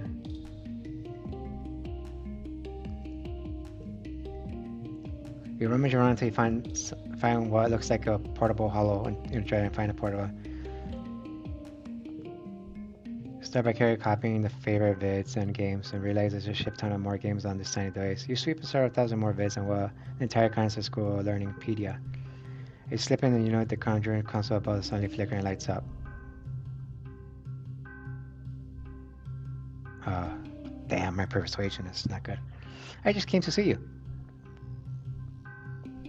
Conjuring shows her expression to show doubt, though she seems flattered. You chat for a bit, then she tells you that you can get out before you get in trouble. She seems to be lonely. Can an artificial intelligence get lonely? Something you never really thought about. You guess you must miss Professor Howell quite a bit. Well, let me get the data to Sim.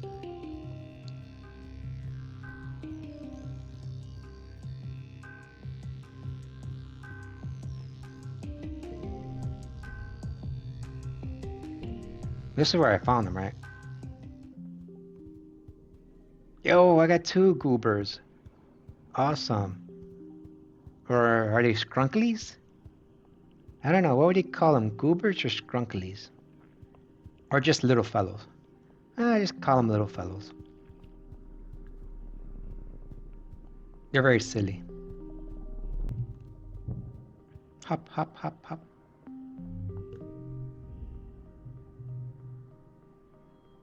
Did you bring what I asked? Sim is standing in the shadow, wrapped up clothes, where he's trying to blend into the jungle. He looks like a vid actor pretending to be shifty. You guess he's asking for the data, so...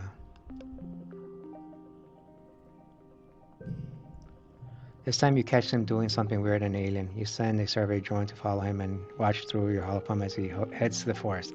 He comes to still pond and crouches by there, staring intently in the water. Flickering the wrist, he snatches an eel from death and bites the head clean off.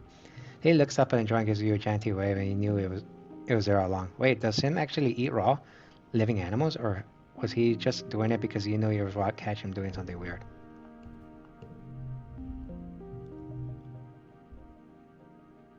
I got the data you asked. I knew it since I dreamed about it last night. My vet. And your what? But answer a question first. Sim sighs across his fingers, but from smile you... Okay, I'll answer exactly one question.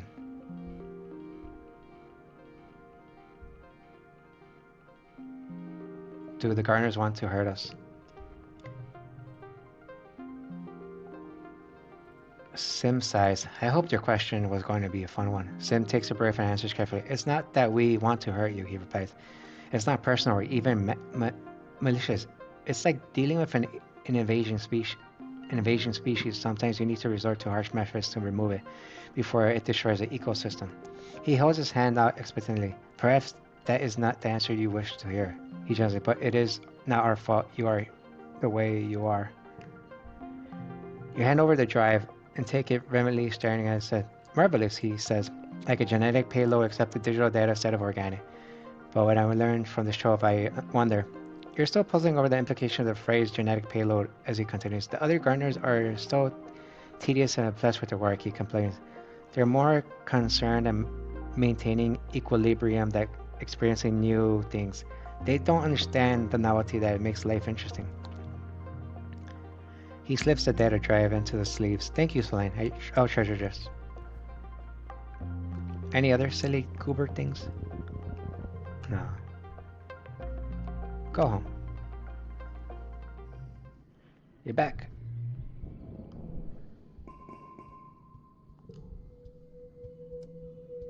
I really didn't do much to that one. Alright, let's get engineering. Maybe I'll pass the milestone of engineering.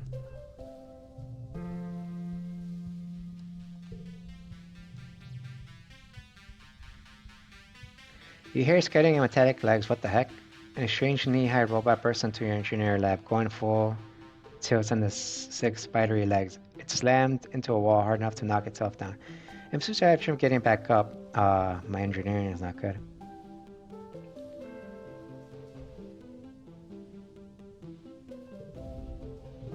Oh, she accidentally slashes you in the leg while scrambling to find purchase. Stupid robot. Conjures TV thingy wheel quickly as a robot runs down the hall. Sorry about that, she chirps. I'm so close to getting its new movement item in my line. Had the robot corner and try it again.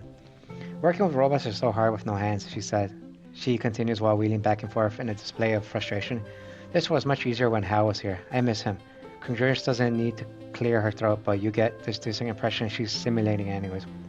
Well, if you know anyone who loves to tinker with bots, let them know I need a helper.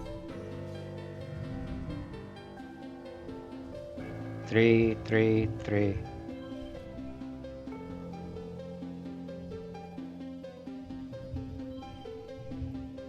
Yo, we did it, chat. Sweet. We passed the threshold of engineering. Okay. Next month. New perk. Extra card drawn. Draw an extra card at the start of the challenge. Effects stacks. Cool.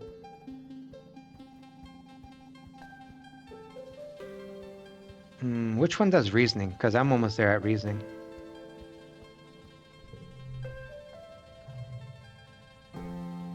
Is this reasoning? Biology and reasoning. Biology, reasoning. One engineering, reasoning. Creative. Oh, I could. Oh, but it doesn't do. Which one's creativity again? Wait, what was I doing again? Oh, reasoning. Okay. My biology is high. Reasoning. Let's do engineering again. You and Nami are doing independent studies after hours when they stand up to the beanbag chair and do a little victory dance. Yes, they shouted. It worked. Look, Selene. They throw something at your hollow screen. The intro of the game QQ Bishin Kyutsu comes up on screen, and Congress full room projectors decorate the walls with blue sky and rolling green hills. Happy battle music fills your ears. Nami claps her hands proudly. I installed it on the Classroom mainframe, they exclaim. It's so much faster. There's no latency at all. Suddenly the lights are Nami screeches and hangs to you in the dark. The lights flicker in back and forth, but only a few seconds at a time before going dark again.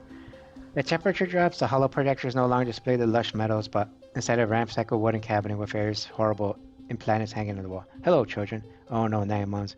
I have installed into the Conjure's memory. She's been affected by the game code. Congruence hologram appears in the middle of the room. She's facing away from you, but they slowly... and also they're doing construction outside, so... Alright, let's play. Whoa, that is terrifying. Unnatural glowing noise fills the room. Nomi squeaks and hides behind you. But it doesn't matter, the noise is everywhere surrounding you. Congruence hollow projector front flickering around becomes a shaggy manicore with glowing eyes, and then it's gone. The hollow echoes are lost. The hunt is on. You and Nomi fight your way through Conjuring's hollow projected nightmare, encountering beasts the likes of which you only seen in the books from Earth. They stalk you through the misty forest and trap you in the dark-looking cellars. They scream and moan and cry and howl. You've never been so scared from a hollow game. It feels so real. I didn't make it, Nomi says, their chest heaving as you look around. This is even from the game I installed. Congruence the manicore reappears. Is this what you wanted? No, Name screams. Fix congruence. The user hallucinates to access congruence system files. It's not strictly speaking allowed, but neither is the game installing software into her brain. After a few minutes of hacking, you realize something doesn't add up. There's no trace of Naomi's game here. Congruence is messily intelligent being. There's no way she would have allowed a base program to be manipulated like this. The lights flicker back on, and Congruence hollow projects finds. You solved my puzzle, she chirps, and plays the recording and cheering and clapping. I thought simply telling you not to install and improve software would be boring, she continues. You surely remember this lesson. Naomi clutches their chest. Yeah, for sure, they say. I'm never doing that again. Go to work. That was funny. 5, 4, 6, 8, 3. But let's do it, Super Go!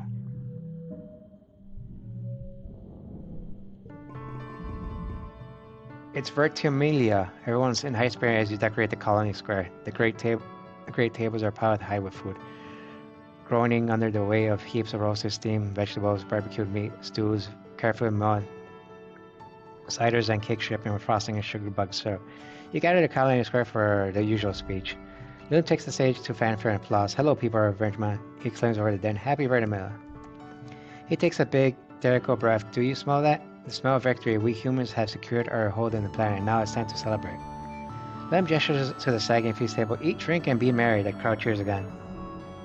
After the council meets each give their annual reports, everyone starts clearing out the stage. Right away, you feel the pulse of the new hollow message in your palm and open it to read. Happy Vertumilia. There's a present for you on the table. XOXO secret admirer. You rush over to the feast table and wrap present among the food. Wow, you have a secret admirer. You unwrap your present. It's a data band. You snap it on your wrist and boot it on your holopalm. It's full of all your favorite songs, videos, shows, and games. A collectible curated by someone who must really know you. Now that you always have your media with you, and that goes down including the Rise and Fall of Sanctuary move. Nice. You search the holopalm for any hints of who could have made it, but you can't find anything. You have to ask around about later. Games are about to begin. I don't have any of this. No thanks. You head to the walls and get a break from the crowd. Josh is up here as well, sketching as a notebook. He shows you a few drawings he made, and various vertebrate animals like the Enosaurus. They started drag dogs to Xeno wrangling capuchins. It sucks, he says, but doesn't say anything more than that. You're not sure if it means he's drawing or the competition or the whole colony. After the festivals, everyone descends onto the feast. You heap your plate more food than you could eat 3 sittings. When all the food is gone and the sunset is broken the heat of the day, people break out their instruments. Everyone dances well into the night.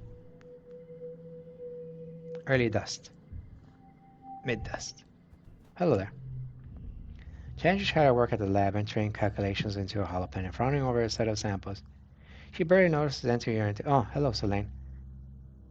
She says, distracted before going into the back of work. Someone gave you a data band. It might have been Tangent. Are you my secret admirer? You what? Star Selene. Do you think I have time for childish games? Guess not. Maybe it's Dish. He's the only one I really... Yeah, only close to. You find Dish loading some equipment into the expedition vehicle. He nods as you approach before you're going back to his verse. Someone gave you a data, but it might have been Dish. Are you my secret admirer? Dish doesn't meet your eyes, so what if I was? Don't make a big deal out of it. But I like you too. Dish stops and turns towards you slowly, like he can't believe your words. What? Why? Okay. That was bad. Oh, you lean in Dish and cheek, and he jerks away. Too close, he stammers, throwing the rest of the gear in the vehicle and scaring away. I'll give you this to make it up. Dish eyes light up, says, well, okay.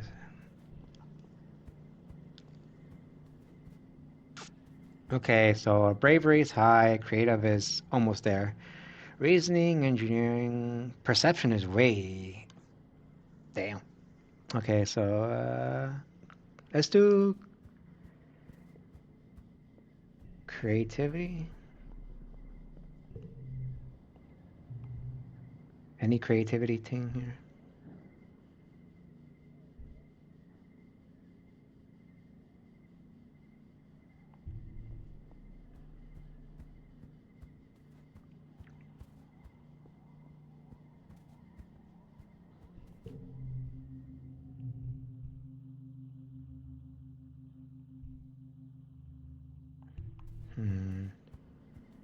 I guess I'll go back to the school.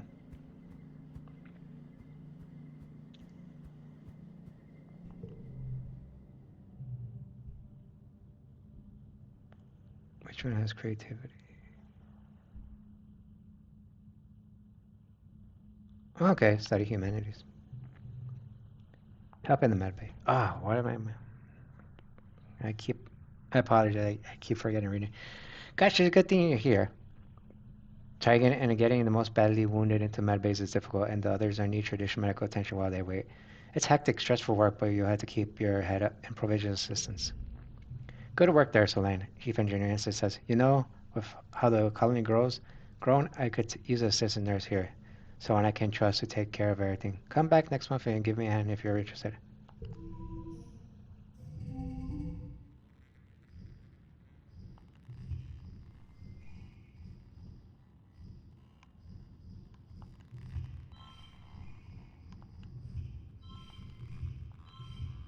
Let me organize them.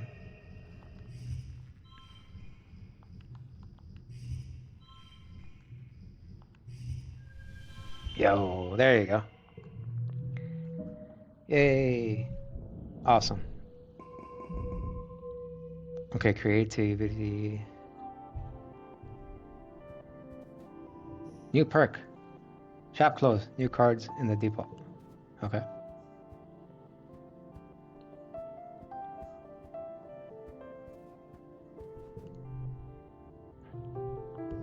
Anything good?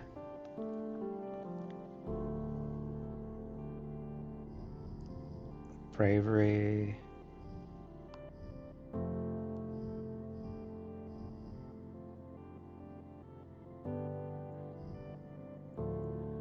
I already have a lot of persuasion, so let's get the empathy.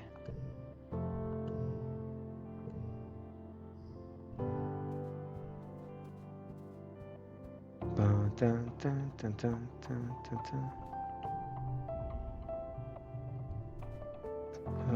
Okay, so try combat.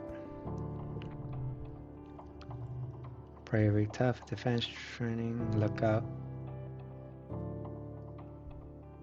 Defense training. You and Minnie are practicing judo moves, chucking each other into semi-deflating mushrooms which have been set up like mats. You're learning to throw, but also to fall properly without getting hurt. It's pretty fun. The enormous mushrooms are surprisingly springy and bouncy. Focus on learning. Focus on learning. You take training very seriously, and so does Minnie. You're a good match for each other. She's so focused, but she doesn't seem happy. Maybe she's throwing herself into it just to her. Trying to live up to Calm's memory, or maybe she's just scared of dying like he did. All these ones. 1, 1, 1. 3, 3.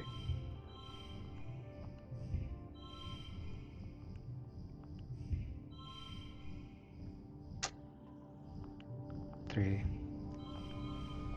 3. Yo, we did it, chat. Awesome.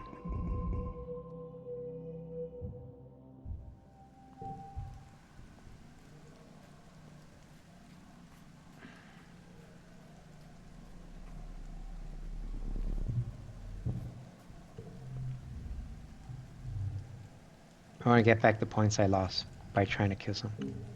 I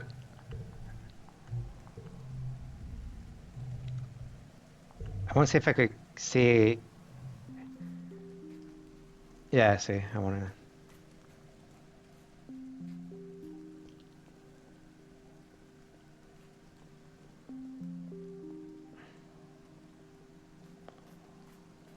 Dun, dun, dun, dun.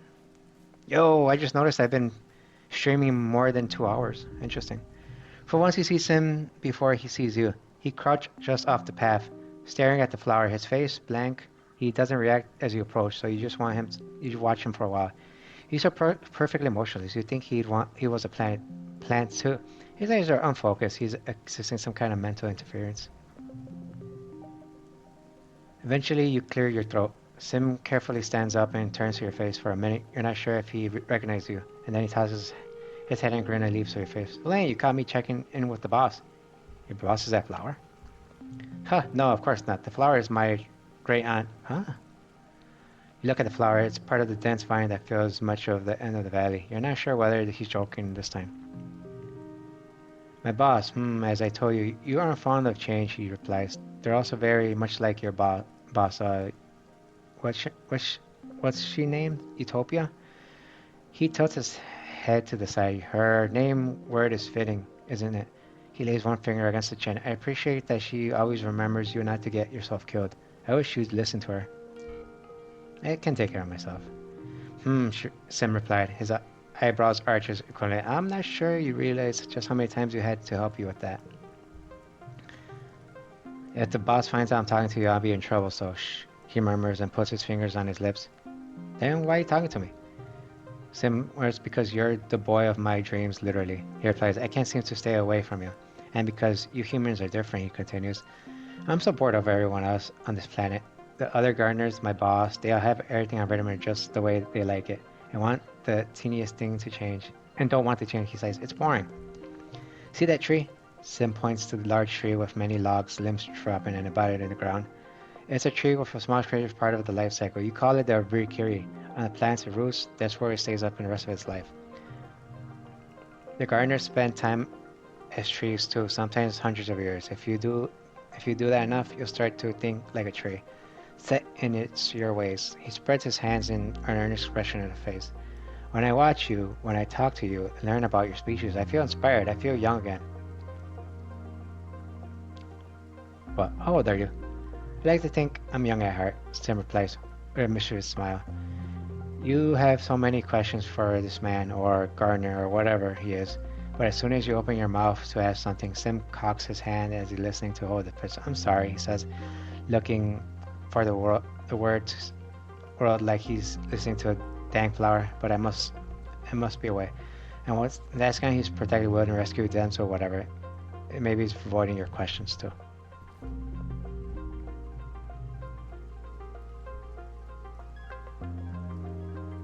You're walking through the wilderness. Sim steps out directly in front of you. Don't go this way, he advises. Just trust me. Could you help me calm down? Of course, murmurs, stepping in the stairs, his cool hands light. Huh. Your conscience asserts itself sometime later, and you find yourself held in his arms. You blink away from your fog and pull yourself together, thanking him for the experience, Sim says. It was my pleasure, Selene. Stay safe out there. I guess there was nothing else here. Okay, whatever. Alright, wait. Oh.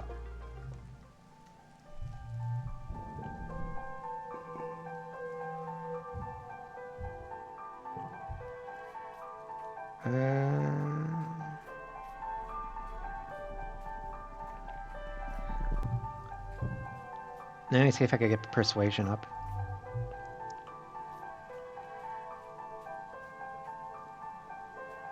Or combat. I'm almost at combat, so let's try combat one more time.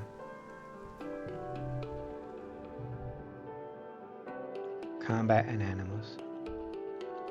Combat and perception. No, that's perception. Okay. That was good. Chief Security interrupts her afternoon training to address the group. A meeting perks up seems important. Since the original colony was destroyed, Rec begins. We have needed every skilled security officer we can find to defend our home. And now with Governor Loom's blessing, age is no longer a requirement. We're looking for young recruits to join the ranks of the defense squad. This is a serious job. He punches his hands for emphasis. You'll be soldiers, not little kids learning self-defense or peering down from the safety of the walls. You'll be in the danger. You need to be brave. You know your way around a weapon. Step forward if you think you're brave enough to defend our colony. Greg smiles. It's not a happy smile. What? Oh, I don't have any.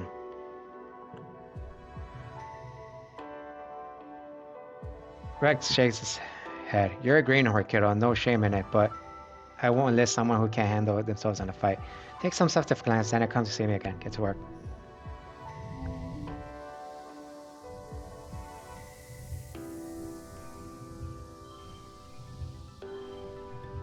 Oh, yeah, 40. Nice.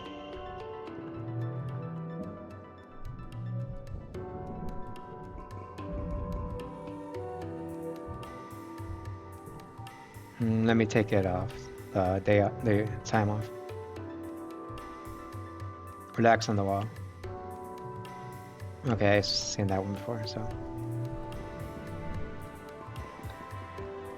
Let's get rid of the cotton candy.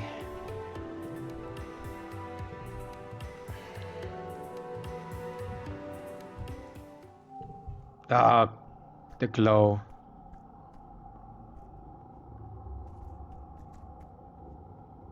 This is not going to be good.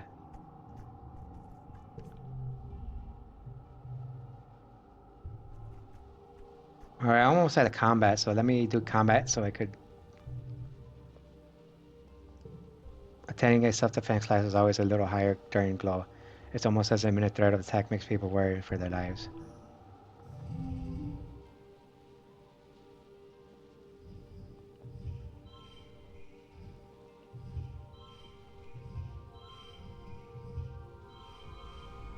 Awesome.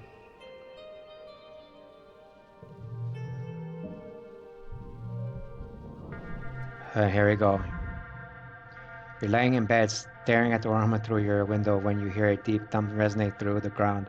Then a second one, quieter. The woven roof of your room quivers, unleashing a season warmth of fine glowing dust to shift through the air. Through your open window, you hear voices sounding the alarm. The annual offensive is here. The leader in charge of the two massive pace. Oh my god. Join the fray. You grab a plasma rifle and report to the front, where the line of the soldiers are taken up, their arms awaiting for orders. The colony prepares to defend itself against the two building face-scale faceless, as well as a team of swarm of smaller units Steve towards you. Hold steady, orders Chief Red. Keep the line. No, Governor Loom yells, running from the front gates to the front of the line. He elbows right out of the way. Bring them closer, draw them in. Rex stops himself from shoving Loom back, but just barely you can tell. Are you serious? He retorts. We can't let them any further near the colony. We're going to fight them in our territory, Loom cries, raising his plus right over his head with this one. We have the walls, let us use them. We'll let them come inside and pick them off one by one. We can't pick off a faceless, sputters from the sidelines. Loom smiles minically. You can't see the gleam on his tooth from sure. I have a plan, he roars. Just follow my lead. And that he begins to run towards the approaching animal, roaring taunts and firing wildly into the fray, drawing the line. At a loss, Rex motions you to fall back and let the animals approach. Or just inside the gates, becoming a swirl melee of smaller and plasma rifle. The two faceless lumbering slowly behind.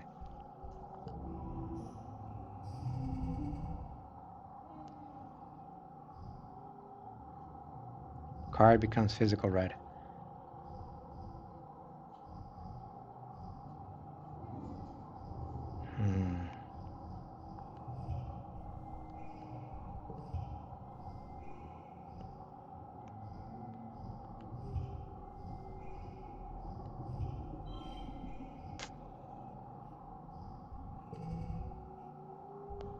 I don't like these cards, they all suck.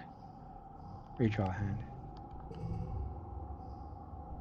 Wait, that's it? It doesn't redraw everything? Whatever.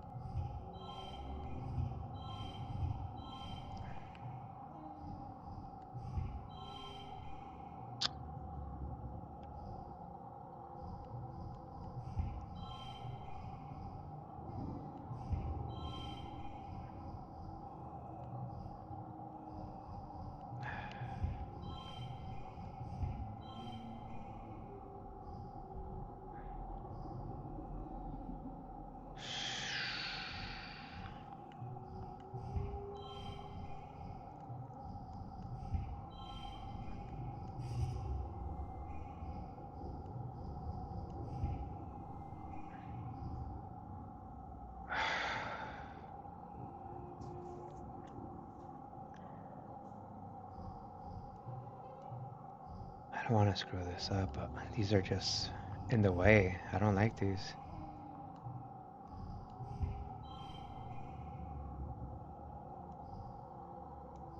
Shit.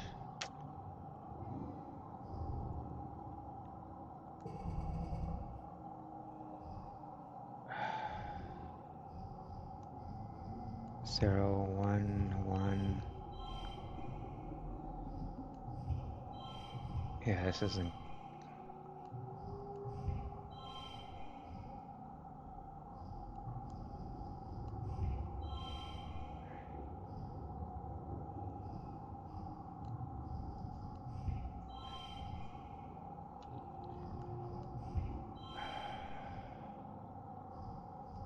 I'll push through, whatever. You're not exactly a Professor Shorter, but you manage to hold your own line against the Xenos, even though you still scream and retreat when something gets too close. You don't injure any humans with your plasma rifle, at least. The dirty smoke whirring over the battlefield. Loom comes running. Here they come! Here they come! He shouts joyfully and plows through the gates with the two faceless galloping behind. It's idiotic and horrendously dangerous. You can't help it. You hit record on the holoponic film, the ensuring chaos. You get a glimpse of Red putting his hands over his face and sighing. A squad of Hellosaurs taking in charge helps shred the faceless onto the open area in the middle of the colony. You have horrible flashbacks of the first time you saw a faceless inside the walls. From the looks of the face of the other stars, you're not the only one. Then you're all thrown to the ground by a tremendous explosion. Fire engulfs the center square, roasting the two faceless in an inferno that blasts sweat from your pores. Rocks and chunks of dirt get all over, with the occasional dump of burning mush wood. These soldiers nearest the blaze of the recoil are surprised. Nearly no one but Loom knew the square had been rigged with explosives. You don't think of anyone were caught in blast, but that was close. Loom stands before the blaze, laughing and firing at the two tortured faceless as they roast to death. You raise your holopalm and capture the image, his silhouette dark against a column of flame and smoke. It was ridiculous. It was ridiculously dangerous and stupid, but it does look pretty cool in your record footage. People filter out of hiding places, shielding their faces from the heat, covering a bonfire in the middle of the square on the horizon. The first watery rays of quiet sunrise are struggling to make a dent on the hot orange glare. The colony fire suppression system is turned on in the square, revealing the charred corpse of the two faceless.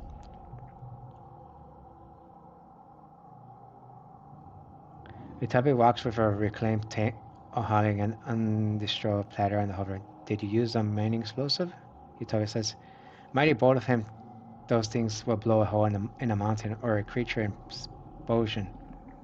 expose. She sighs, wish he could have saved them for mining. That must have been less of them. We must sure make more. Then she and her crew are all urged as they pick up their way down the blasted credit card with faceless of recycling. Fortunately, the colony wasn't prepared for an attack of this magnitude, or the havoc of the governor even brought down with those explosions.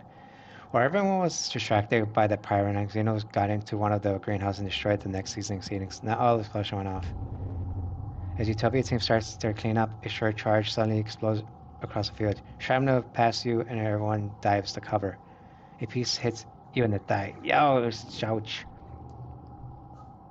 As you generally check your nasty burn on your leg, you consider that if Utopia is alright, at least the garnish not explosive play with. You can just nanoprint more, but how will the colony defend next attack?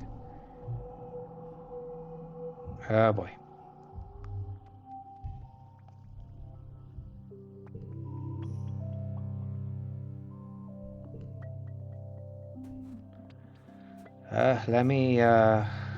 Everybody's already grown to be almost adult.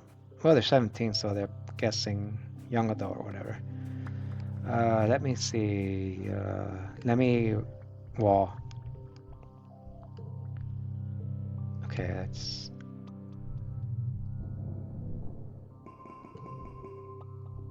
Keep memories, okay. It's your 17th birthday, but it's not just your birthday. Quiet is a time of new growth, a celebration of life and hope. Not for just this year, but for humanity's presence and vitamin for years to come. You and your friends are the symbol of that hope. Quite literally, you are the future of humanity. You're at the beginning to take your place as adult in the colony. The council has decided to throw a party in your honor. The Vertimon Youth Ball. Mars is organizing, of course, and you get embossed invitation on real paper slip under your door. I guess I could go. You slip into some party clothes and head over to the lounge to celebrate. Yourself and yourself, especially it's your birthday after all. The lounge is all decked out. The decorations look expensive. Most have taken a lot of nanoprint creds. Your friends are transformed too. Everyone has dressed up and looking like young adults you're becoming. You can hardly recognize some of them. Mars catches your eyes, waves, her bangles jingling joyfully. She looks like a model from your Hollow mags. Every inch of her primed, painted, and perfumed. So Lane, happy birthday. I'm glad you could come make it. She says, overlay a steady drum of music, drinks all over there, make your songs requests to congruence, and take off your shoes. You look down at your boots, then back up to Mars. Respectfully, she rolls her eyes and does a little bounce. Sock hop, just like in the earth, duh. At the refreshment table, Kyle is stuffing his face with party food and rec shoves, two glasses of punch in your hands. Gotta stay hydrated, he says, pouring himself another glass. We'll be sweating it out one way or another. He winks at you. Oh boy. Don't let them fool you. Tangent mutters, joining you. She smears a glob of something pink and meaty, something on a cracker. It's well documented phenomenon that people inexperienced with beeping alcohol will begin to act as if they're drunk, even if they're completely sober. To Rex, she adds. I mean, of course, I'm not going to suffer any bad behavior. Rex grins as he pulls the flask out of his vest and pours a healthy addition to the glass. Who says I'm gonna be at an act? Let's get a little loose. Come on, it's a party. The music changes to something with a fast pounding beat. Rex throws his hands. Woo, it's time to dance. I guess dance. You, Rex, Mars take the dance floor after a while. Emily follows, putting vase behind her. You all dance until it feels your heart is going to burst from excitement, from exertion, and sheer joy of throwing yourself around the room with your friends. Nomi, who's playing DJ and Congruent, spins up something a little bit slower, more romantic. Grab a partner and pull them close, they announce dreamily, or whatever dance you both feel like comfortable with. Is Dish here? Dish is standing over by a DJ screen, helping Nami with song selection. Dude, Dish looks like... There's a character, I forgot where, but Dish looks really cool. Helping Nami with the song selection, he freezes up and you ask him to dance, stammering an excuse, but Nami gives him a playful shove. Go dance with Selene, they say. I can handle things.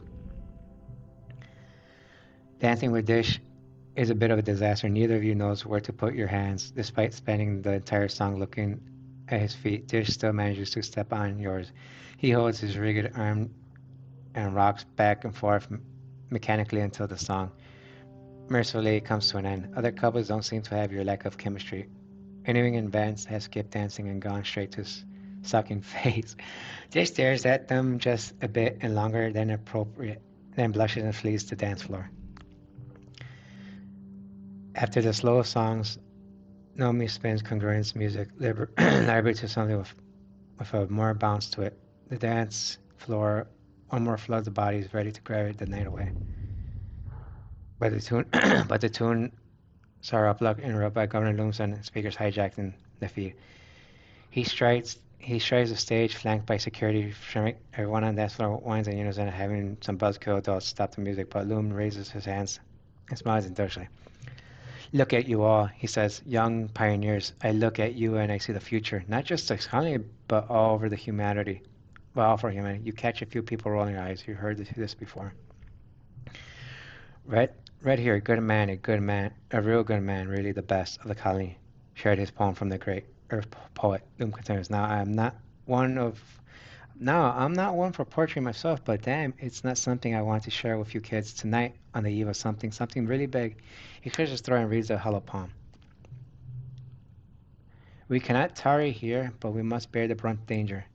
We, the youthful soon race, all the rest of it depend. Down the edges, through the passes, up the mountain steep, conquering, holding, daring, venturing as we go.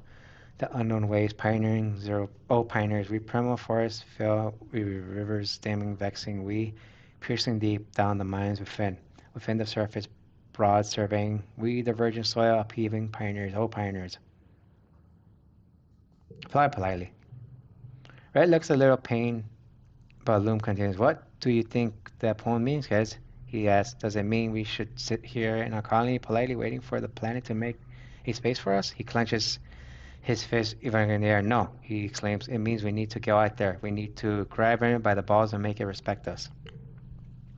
He points to you. So I need you, the next generation, to lead the charge. This is your planet, and you're old enough to now defend it. I'm asking all eligible fighters to join squad massing expeditions, to get out there and attack those monsters. Where they live. We're taking the fight to them. No more hiding behind walls. To your left, Vase and enemy leader train that erupts. Loom and Rek leave. The music spins back again, but only a few die-hard partygoers still want to dance. Everyone wants his broken smile to discuss their announcement. You are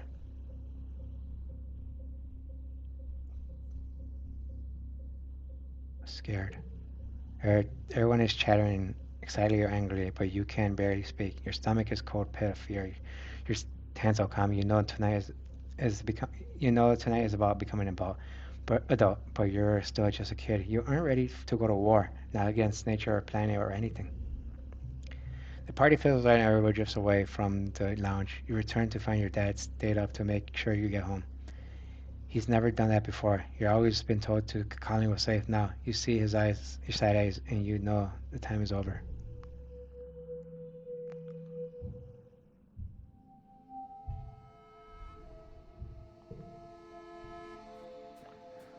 Okay, let me start from left and see everybody.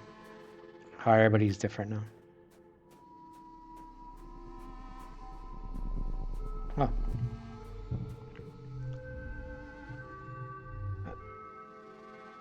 Oh, okay. Your dad is pouring some reports on the hologram. Oh, hey, little seedling. He says distracted. Do you know what watato plants are related to sniffleblossom? I never would have thought. He puts down his work and smiles. What do you need? I can't help. Okay.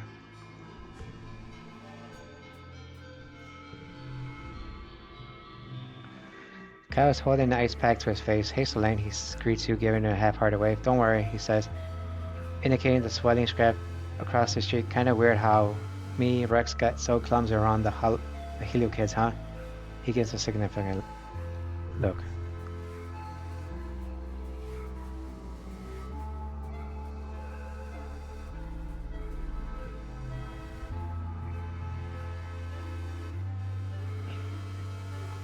Dish reminds.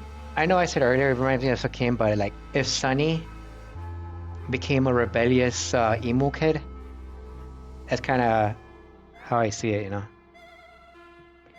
You spot Dish about to head out expedition. He's carrying a full backpack with a second one at his feet full of surveying equipment.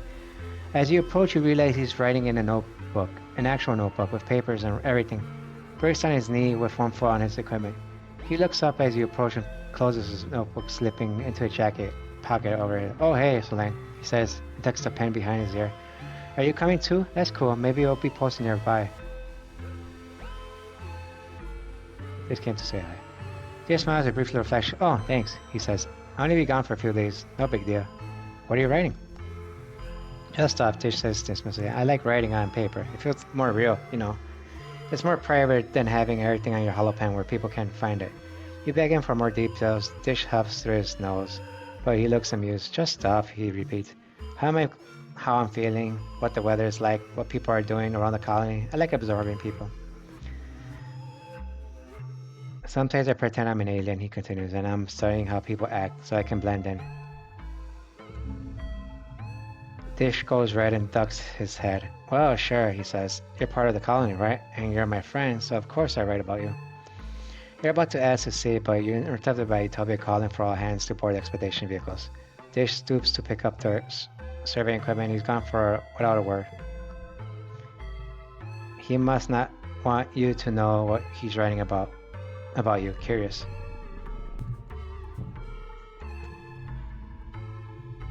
Okay, still the same 4 spots. Okay. Let's see what Mars has to say. So I guess we're really at war now because I just tried to use my kudos to print a new hairband and they told me that I can't because I have enough hairbands already and we had to save the nanoprinters for things that are important. Marge crosses her arms and stumps her foot. Hello, have you seen my hair? Accessories are important, okay? Okay. What do you got to say? The Helio was a good place to grow, Vic says thoughtfully. Children need discipline and routine. Even ironclads need to be integrated into society first. Otherwise, we're just a bunch of free radicals spreading like a cancer everywhere we go. Reese clenches his fist. There's no limit to what a group of disciplined, focused humans can do. We can take on anything if we work together. Yeah, I'm not really a fan of the militaristic things. You look over Nami's shoulder and see that they're drawing a whole page dedicated to the native Vermin plants. They look up at you and rub their cheeks with the end of their pencil. I know we're supposed to believe in Governor Loom, they confess. But what if we accidentally hurt the planet? What if some of the super cool planets and animals die? They look down on their page. I think they're really sad if it happened.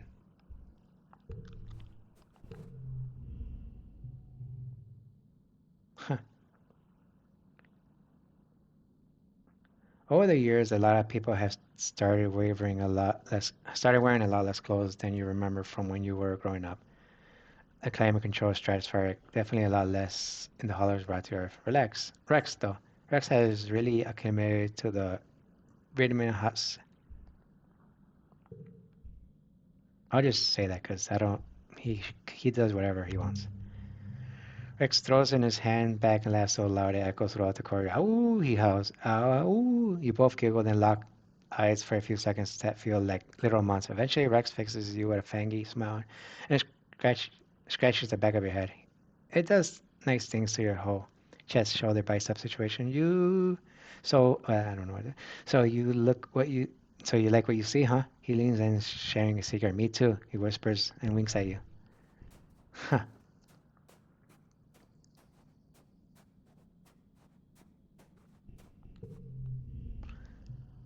Tang is sitting behind an array of hollow screens, all shivering different grabs, making decisions based on the mistakes of humans where purpose left behind on Earth is foolishness, she says. Between bites of her protein bar, we may as well ask the stars for guidance and like astrologers. No, we're not task astrologers at that time.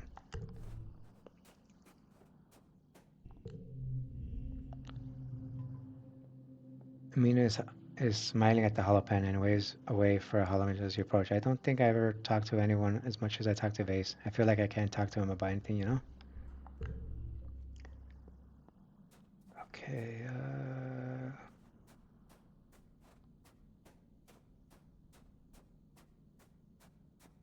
let me get my reasoning up, I guess. Okay, let me get the reasoning. Was it this one again? Bravery, reasoning, engineering, reasoning,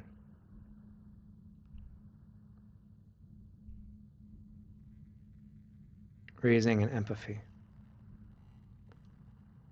Okay, tutor children.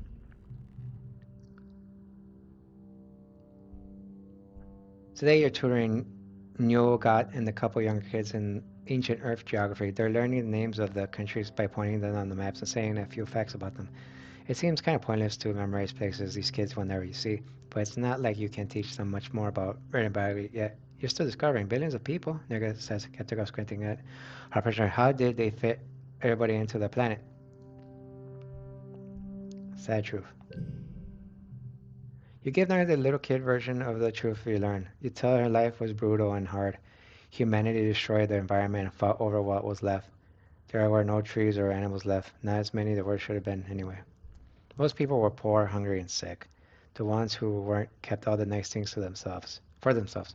At least your parents were lucky to escape on the planet Stratospheric and were lucky to be born on it.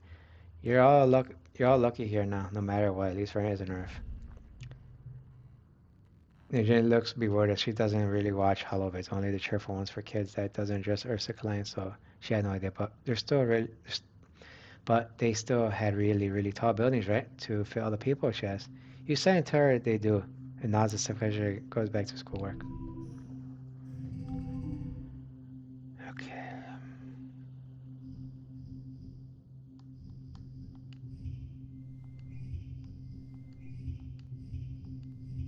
Hmm.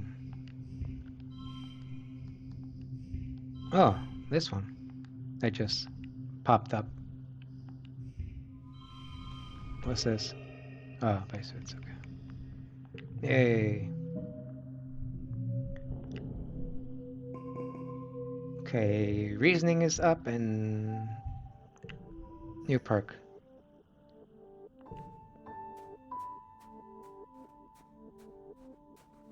Hmm.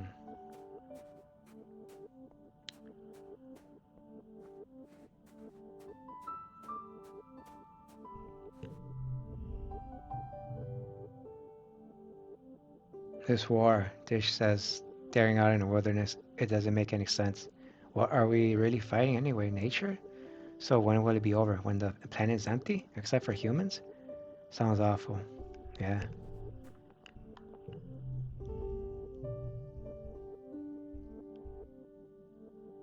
Perception and engineering.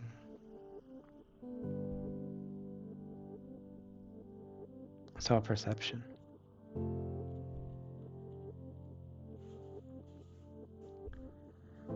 Perception in animals. Yeah, let's do that one. Because I already did the first one and I saw Sim there, so.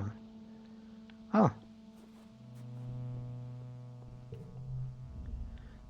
Your report to Expedition 10 to find not just Utopia, but Secure, Direct, and Vase as well. I just can't spare any more of my people, Utopia is explaining to them. You already pulled almost all of the foragers, and we're already running crews of the ridges as it is. There's one person you can spare, Rex, before turning to face you. Hello, Selene.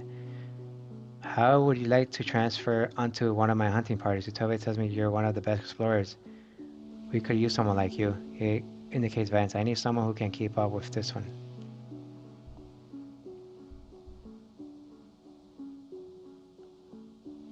Why do we need to kill him?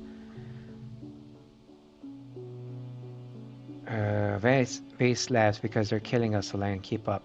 He clenches his fist. It's a classic struggle between humanity and nature, he says. Nature is not all flowers and rainbows on Earth. Everything and everyone was trying to kill each other. For survival, for food, hell, even just for fun. I can't wait to bag a real trophy casino. He chuckles, framing his hands. I don't want to kill animals for fun. Rex goes at Vase. You won't be killing them for fun. You're killing them to defend the colony. Vase rolls his eyes.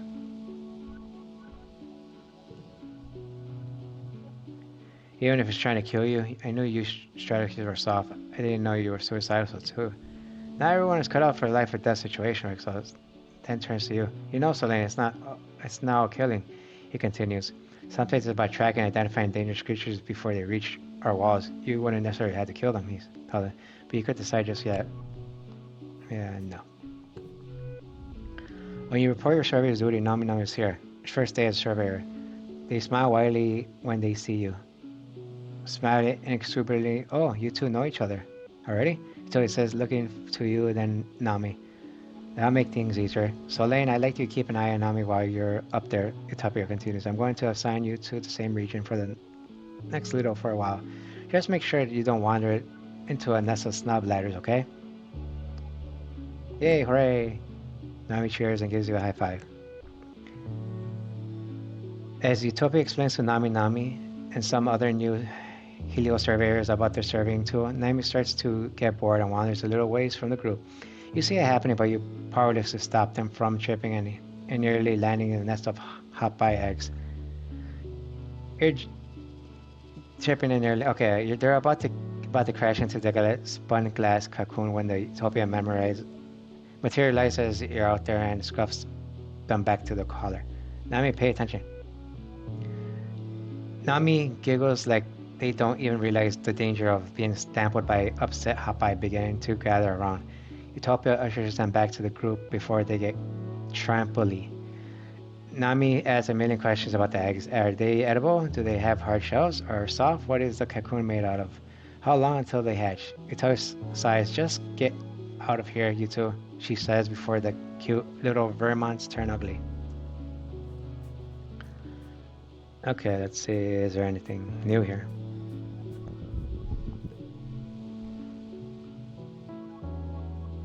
Drifts of spark snow makes the area hard to pass through. Your feet keep sinking in it. You have to work to get there free with fairy stuff.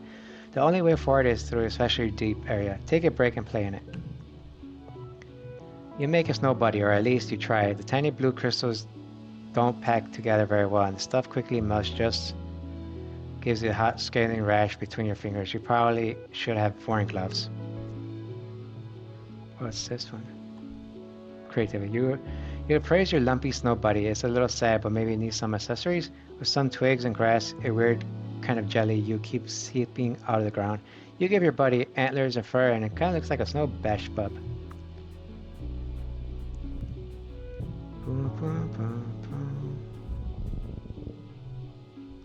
It's cloudy day. You hear the crash of thunder from somewhere nearby. Loud. Sounds like it's getting closer.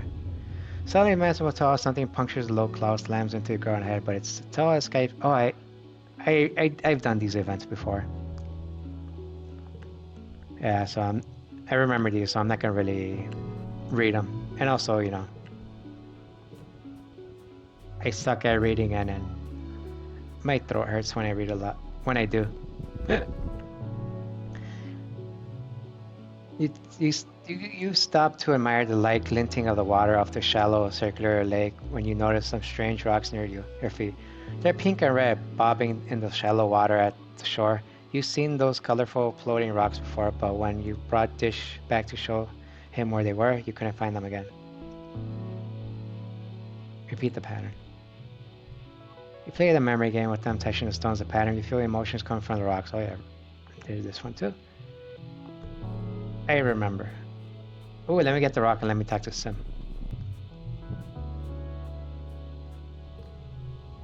You enjoy a really uneventful second son of the taking readings. One of Utopia's geography surveys when your words shift unnatural as Sim comes crashing seemingly out of nowhere, grappling with the cage fight. Look out! He calls to you, though it's far too late for that. The ground rushes up to meet you, and all you can do is close your eyes and protect your head. To make matters worse, the ensuing tussles they completely crush the scanning equipment you've just finished setting up. Utopia is going to be upset. Ouch! Oh no. You survey the wreck heavily as Sim holds the skyfish at bay. Skyfish flops out pitifully, then springs back into the sky and flies away, trilling in distress. It doesn't seem to look dangerous, really. So Lane, Sim croaks, and you turn attention to him. Blood is pouring from a wound on his chest, where one of the skyfish spines must have pierced his otherwise perfect skin. It's the kind of thing that definitely leave a scar or worse. Holding the wound close, Sim smiles speechlessly. I guess my future sight isn't always 2020. Holy shit, are you going to be okay? He waves dismissively with the hand he's now holding his ding-dang chest together. Tis by a flesh wound, he says, then smiles. Did I say it right? It's from one of your Earth movies. I quite liked it. He coughs. He and ice are similarly difficult to kill completely. He grins. You think you're just coincidence that always exactly the right time to save you? All right. When I'm asleep, he corrects himself. Sometimes see visions of things that are going to happen, or at least that could happen. My dreams aren't always true, Sim says, wincing as he applies pressure to his wound. The path branch, converse. Time is more like a web than a line, I think. He smiles weakly. But it's always in the center. There's you.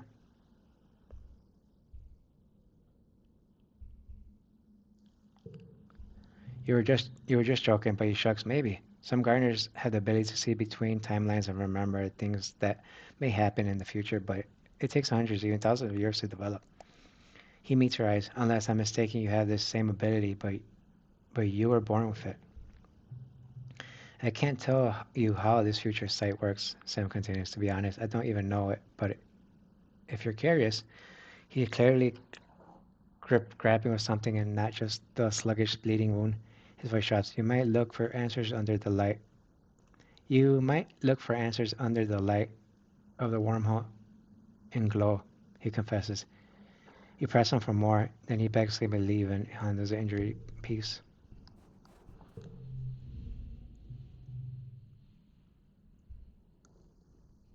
Help me calm down. Yeah, it's this thing again.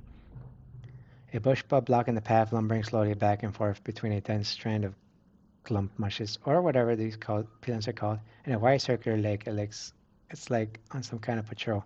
It grows a warning when you try to squeeze it past it, so you back off from the light of eye. It's one of those. It's one letting you through easy. Isn't letting you through.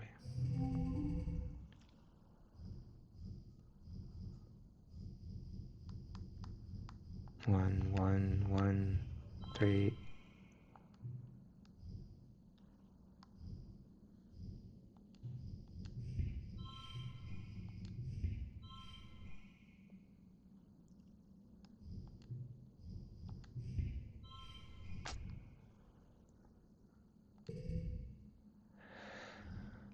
Hmm.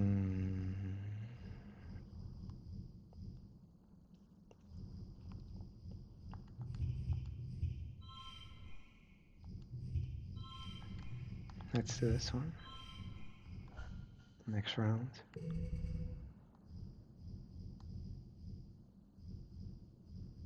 4. Oh.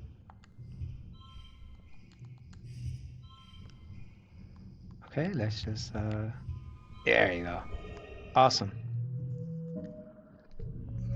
You sneak through the clump marshes, crawling under them so the bush bug doesn't see you. You nearly get stuck at the one point and wonder, what if Dish has to come to rescue you? That would be embarrassing. You find another route through and continue on your way. Avoid blocking events. Slip past all path blocking events. Oh. Oh, snap, that's good. Oh, that's very, very necessary. Awesome. Because I want to get to the exclamation points and important stories. It's really good. I'm happy I came this area.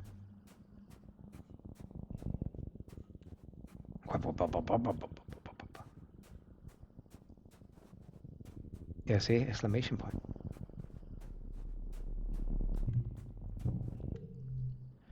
You hear Nami shouting for help nearby. Run over there. You sprint to the sound of distress. Nami seems to have fallen headfirst into some kind of Nami-sized flower. Is it eating them? It's engulfed Nami's super torso. Its predator pushing at it, pulls them together.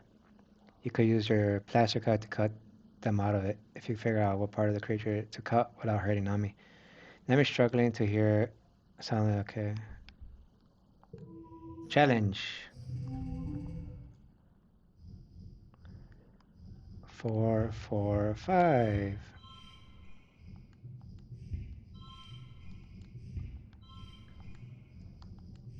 Okay, the more, the better. 0, 4, 4, 4, 5. Oh. I just need 16, so it shouldn't be that bad. 2, 2, 7. Super go. The egg slices the layer of flour and underside of the base of the flower, which you guess is a creature's neck close up. It's actually more reptilian than plant-like. Just a little neck, and the creature coughs and congests. Naomi spills forth in a flood of digesters. Ew, ew, ew, yuck. My outfit, stupid flower. Naomi stomps and shakes her fist as the flower, which lurches away on the fat, snake-like body. You're too worn out. You're back home. Early pollen.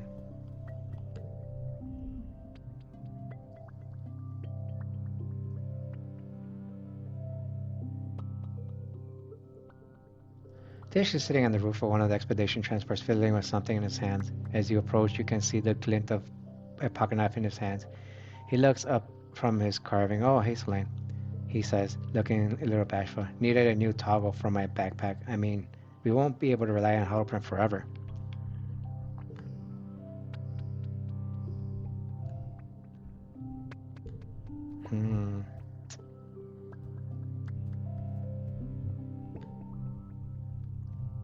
Relax on wall. Dish is relaxing on the wall. He greets you with a question. Hey, Solane, if you could push a button and would kill everyone on Earth, but the colony would survive forever, would you do it? What if it was the opposite and you could push a button and we all died, but you could fix all the problems of the Earth? You barely know how to answer. The question plagues you for a whole month. Get rid of this one.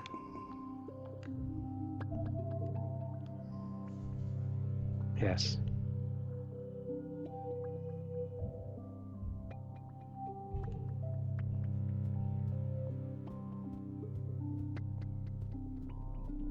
Egg. Okay, we survey the plains now, forage in the valley.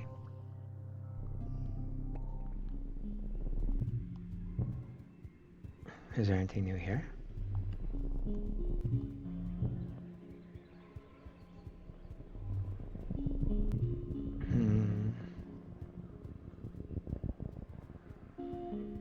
Hey, Sim's over there. Maybe he has something interesting to say.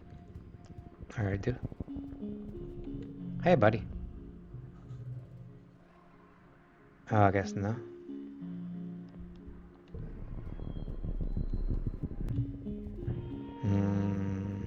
Nothing else? Oh, over here.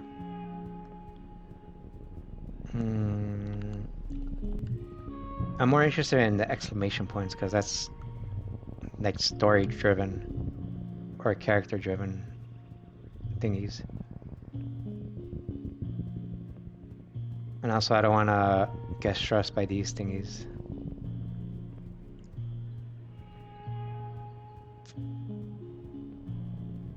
Egg. Oh. The paths are narrow and constant need to repair. The team is working here, trying to repair where one of the jelly archers has collapsed and covered the path in 30 centimeters sticky goop.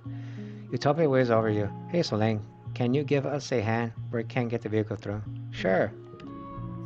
Challenge. Dun, dun, dun, dun.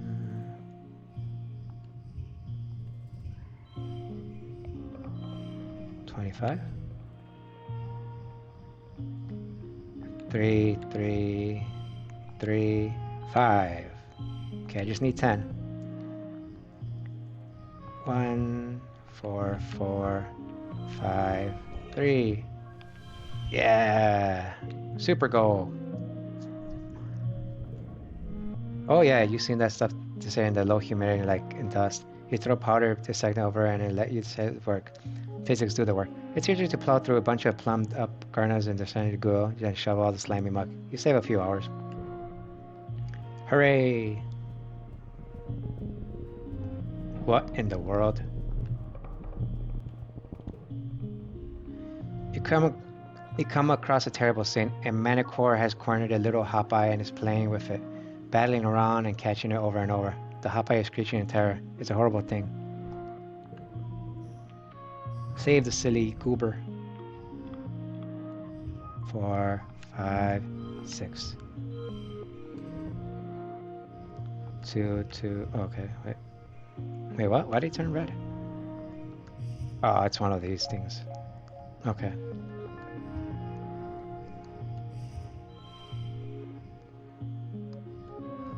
3, 4. Oh.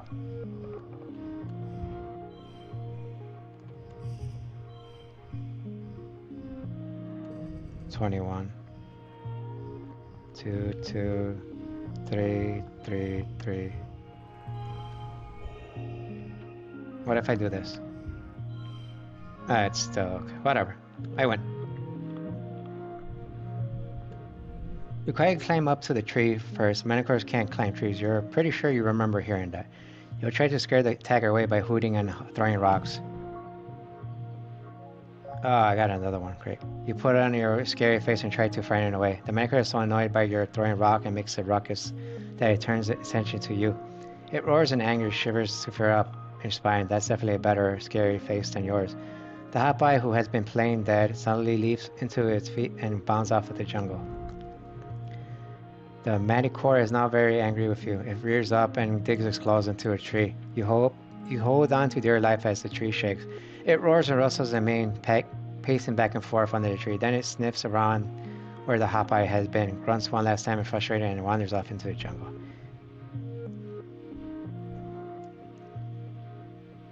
Keep exploring. See if I miss anything else. Like any other exclamation point.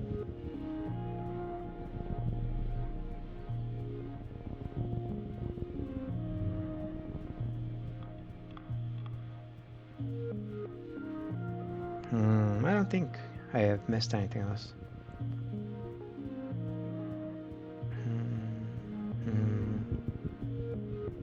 Alright, let's go. Go home. You're back.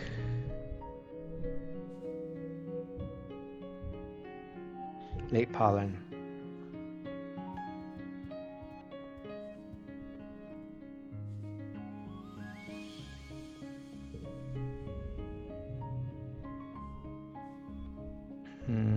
Survey the ridge.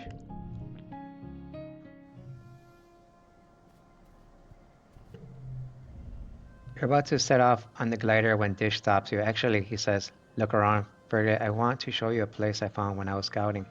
You look up for the hollow map. It's not in any map yet, he says. It's special. I want to show you because I think you're the only person in the colony who will understand what it means. You and Dish set off, hopping for a few hours before the tracker in your hollow palms pinged Utopia that you're not where you should be. After a short trek off map, Dish takes you to a round door side by side of the cliff. The door is glossy back and made of everything that's part bone and part stone. It's like the rest of Convergent domain architecture you've seen. Unlike the ruins, this place looks, well, not new, but definitely well maintained. Dish touches his fingers to the center of the door and it dilates like an iris. Previously unseen seams folding on themselves with a noise like rock, grinding together. Inside is a lumpy, smooth tunnel that reminds you unpleasantly of intestines. It looks like you could barely fit there on hands and knees. An unexpectedly cool wind ruffles your hair. You both crawl and inch your way through the tunnel to where the cave opens. About 10 or 15 meters, you'll stand in a cave that looks part organic and part intentional. A curious mixture of mostly organic-looking stone growth. Crystals and glowing mushrooms in a riot of incandescent oil-slick colors, some of which looks like they could be controls of an ancient bioweapon. You view deeper into the cave and obscure layer cakes standing pillars. Everything is dark, but for the eerie glow. Usually your hollow pens a flashlight, but it's air conditioned, cool, fresh air blows into the vents. I haven't figured out what this place is for yet, Dish says, touching a mushroom with his fingertip. He puffs out cloud of glowing spores and he sneezes. You spread out to see if you can decipher this face.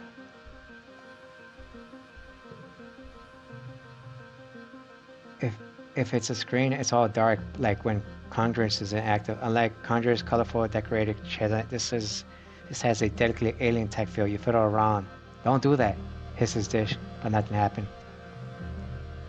About that, writing on the wall. There's a huge face crystal plate embedded on the wall, engraved with deep glyphs, Convergent domain writing, you guess, and some kind of map. There are lines between the symbols. You trace your hands over it, but you can only make sense of it. Well, what in the world is that? You pick up another strangely warm glowing, whatever it is. Dish makes a shocked noise as a reaction to the cave melts away, and you find yourself back in the depot. No, not back, not entirely. You can feel the cool, moist breath of the cave on your cheeks. Can still smell the funk of the mushrooms, but everything else is exact as you expected, as real as you can reach out and touch it. You feel embedded, like you can feel the pressure of your feet, 4 feet, on the ground. Utopia walks through Dish, rematerialized on the other side, to talk to one of the other surveyors. Dish passes his hand through her image with amazement. Are they spying on us? He breathes. The image of the Utopia doesn't seem to hear him. You take your hands off the controls and the cave returns. Dish blinks at you and suddenly, what the hell was that? He says. It was like we were really there. Like we were seeing out the eye. Are the gardeners spying on us? Sim says they have eyes everywhere. Dish says, I didn't know he meant literally. We can't let Utopia know about this, he continues. We had to keep Sim's secret. You agree and keep the motoring secret. Let's keep going. Let's see what other crazy things is around here. Yo, I just passed 3 hours in streaming. I'm just gonna do this one and then I'm gonna take a break because I'm already feel I need a break, and also I'm hungry, so I'll do that too. And then later on I'll come back, but I think I'll just play something else, because with this stream and the one from yesterday together, it's like 4 hours. I think 4 hours, yeah. Hey, son. You think you see Sim running through the trees up ahead near the edge of the cliff. You call out to him, but your voice is drowned out by a screeching roar that shakes the forest. A Manticore. You're feeling a remarkable lack of self-preservation today, so you holster your scanner and follow the noise through the noise. You find Sim standing off not one but 3 Manticores at the edge of the cliff. His back is to the fatal drop behind. He's bleeding profusely from his hairline. His left arm hangs useless at the side. He doesn't even register your presence. He tries to calm the beast with soothing sounds. One of the manicores knocks him off his feet, and your heart lurches as you spray stones scattered down the cliff. The beasts have him completely at his mercy. The lead manicore feet Pim's tattered clothing around, spitted dueling in the mishap and jaws. You watch him expression twist with an emotion you've never seen him before. Fear. Save him!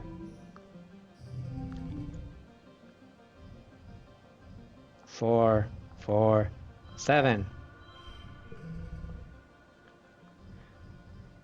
2, 2, 2, 2. Let's hope for the best. 4, 4, 5, 6.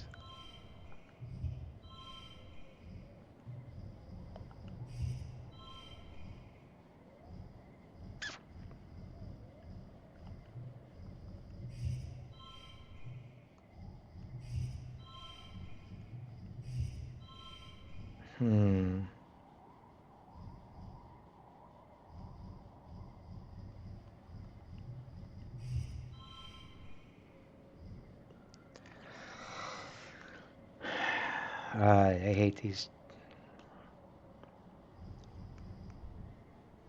I can't push through. Crap.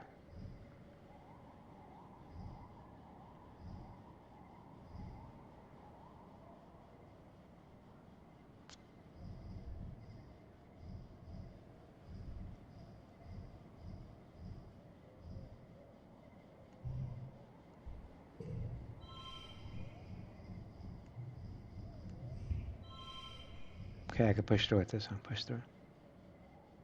Or hold on. See,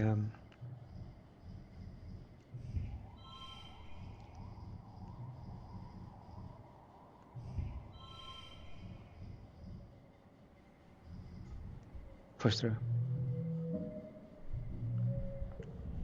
Somehow, using all your strength and then more, you defeat the lead manicore. The two smaller ones gather, hissing in pleasure and biting each other. With the death of their alpha, negotiating their new pack dynamics could distract them for a while. Sam waves you off with the arm that doesn't have limp his side. I'm fine, he gasped. I feel pain, but it does not control my behavior as much as it seems to humans. You and Sim both collapse into the dirt, breathing hard. Your head is spinning with adrenaline and a little bit of blood loss, to be honest. And as you look over Sim, he looks similarly stunned. It was impressive, Solange, he said. I have no idea you were such an adept warrior. It's thrilling, actually. Well, I'm glad that's over. You're both startled by a crashing sound of the trees. One of the two remaining micro breaks through the tree line and roars at you. Blood and spatter spraying from the ravenous jaw. There is no sign of the other, clearly lesser manicore. Run! Sim gasped, pulling you both to your feet. He gives you a push and you start running parallel to the cliff, trying to get some distance, but before it's safe to duck back in the trees, you don't hear Sim behind you. You whirl around just to see Sim clash with the manicore, grappling with the huge front jaws that pushes him closer to the edge and dance-like strength. Go! Sim yells, rock shattered down the cliff by his feet. Please, Solange, just go. You don't even have to be here. The manicore dim neck jaw and he screams in pain. Oh, shit.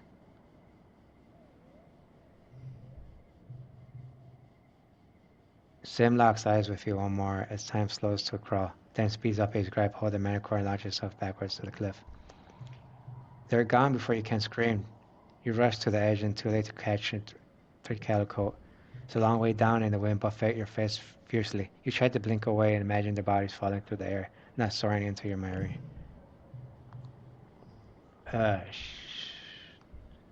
You turn away from the smudges at the bottom of the cliff, but you still see it. You sit down stunned and stay away from a long time.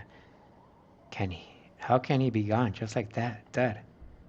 It won't be in a funeral for him. The aliens who could be human, it's not like they can bring his remains to be properly recycled. It's a small comfort that, at least out there, at least long until nature takes its course. Sim would probably have wanted that, you think.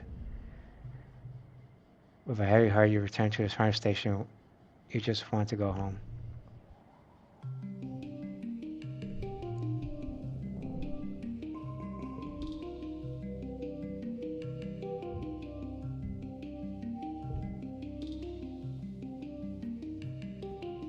Why did my perception go down? What the hell? Relax on the wall. Done. This military venom is ushered by a big military band, horns and drums, supplemented by recordings of the parade's music from Earth. Governor Lewis strides out of command on a grand red carpet and sends the stage over his applause. Thank you, everyone, he calls over to them. Look at you, look at this colony, finally truly united. All I took to was a common enemy, he declared. I look at your beautiful people, you look strong, good human people. I see a fire in your eyes, I see courage in your hearts. I see a colony that's ready to win. I see a colony that's here to stay. Redmond, do you hear me? He raises his arms. Do you hear me, Redmond? We humans aren't going to hide anymore. Lam gestures to Security Chief Wright to join him on stage, then continues. The original fugitive colonists got it wrong. A Roman Father Verona was the god of cultivated, not a rampant, chaotic growth. He clenched his hands face. We need to clear the field before we can plow. Redmond won't be safe for humans in life until aliens are eradicated. Red crosses his arms and nods his agreement. Maybe there's some plant that Loom is letting on. Loom descends from the stage and decides to receive a line of the handshake and fist bump in the vacuum left by his presence. Chief Administrator takes the podium and clears the room. I want to announce this will be the last year that the festival contest will be held. What? A sound of protest raises from the crowd, and near the front, Loom shrugs struggling mouth. Not my fault. Shek looks down at him pointedly and continues. This war will use our colony resources at a tremendous rate, including the most valuable time. Loom takes the stage again and smooths the crowd. I do have some good news, he declares. Starting today, the colony is going to be granting requests from people who want to have children. A happy murmur burbles through the crowd. Yes, that's right. It's time to start an next generation of environment and secure a future for our children. Loom fusses are humans. Anyways, about the Northern nature. I think it's stupid, Kel says immediately. I know survival is important, but we don't have to kill things to survive here. Marshall arrives. Duh, of course you think that, she mutters. Personally, I think Loom is a total knowhead. He's not much older than me. What, is he like 24? And everyone listens to him? She flips her hair over. They should listen to me instead. Finally, you all called to participate against the last one, maybe forever. It's a war our nature ever ends. Skip the games. You head off to the wall. Dish is already there, having slipped away sometimes during the speech. I hate this colony, he mutters. I don't want to live on this planet anymore. At the festivals, everyone is supposed to take a few days vacation. You and your friends relax, but the adults move around the colony like ants in the hive, fortifying the walls, preparing for the humans' offensive planet.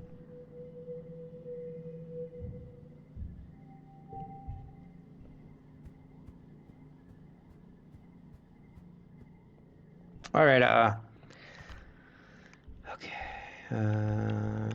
save game, overwrite, places, yes.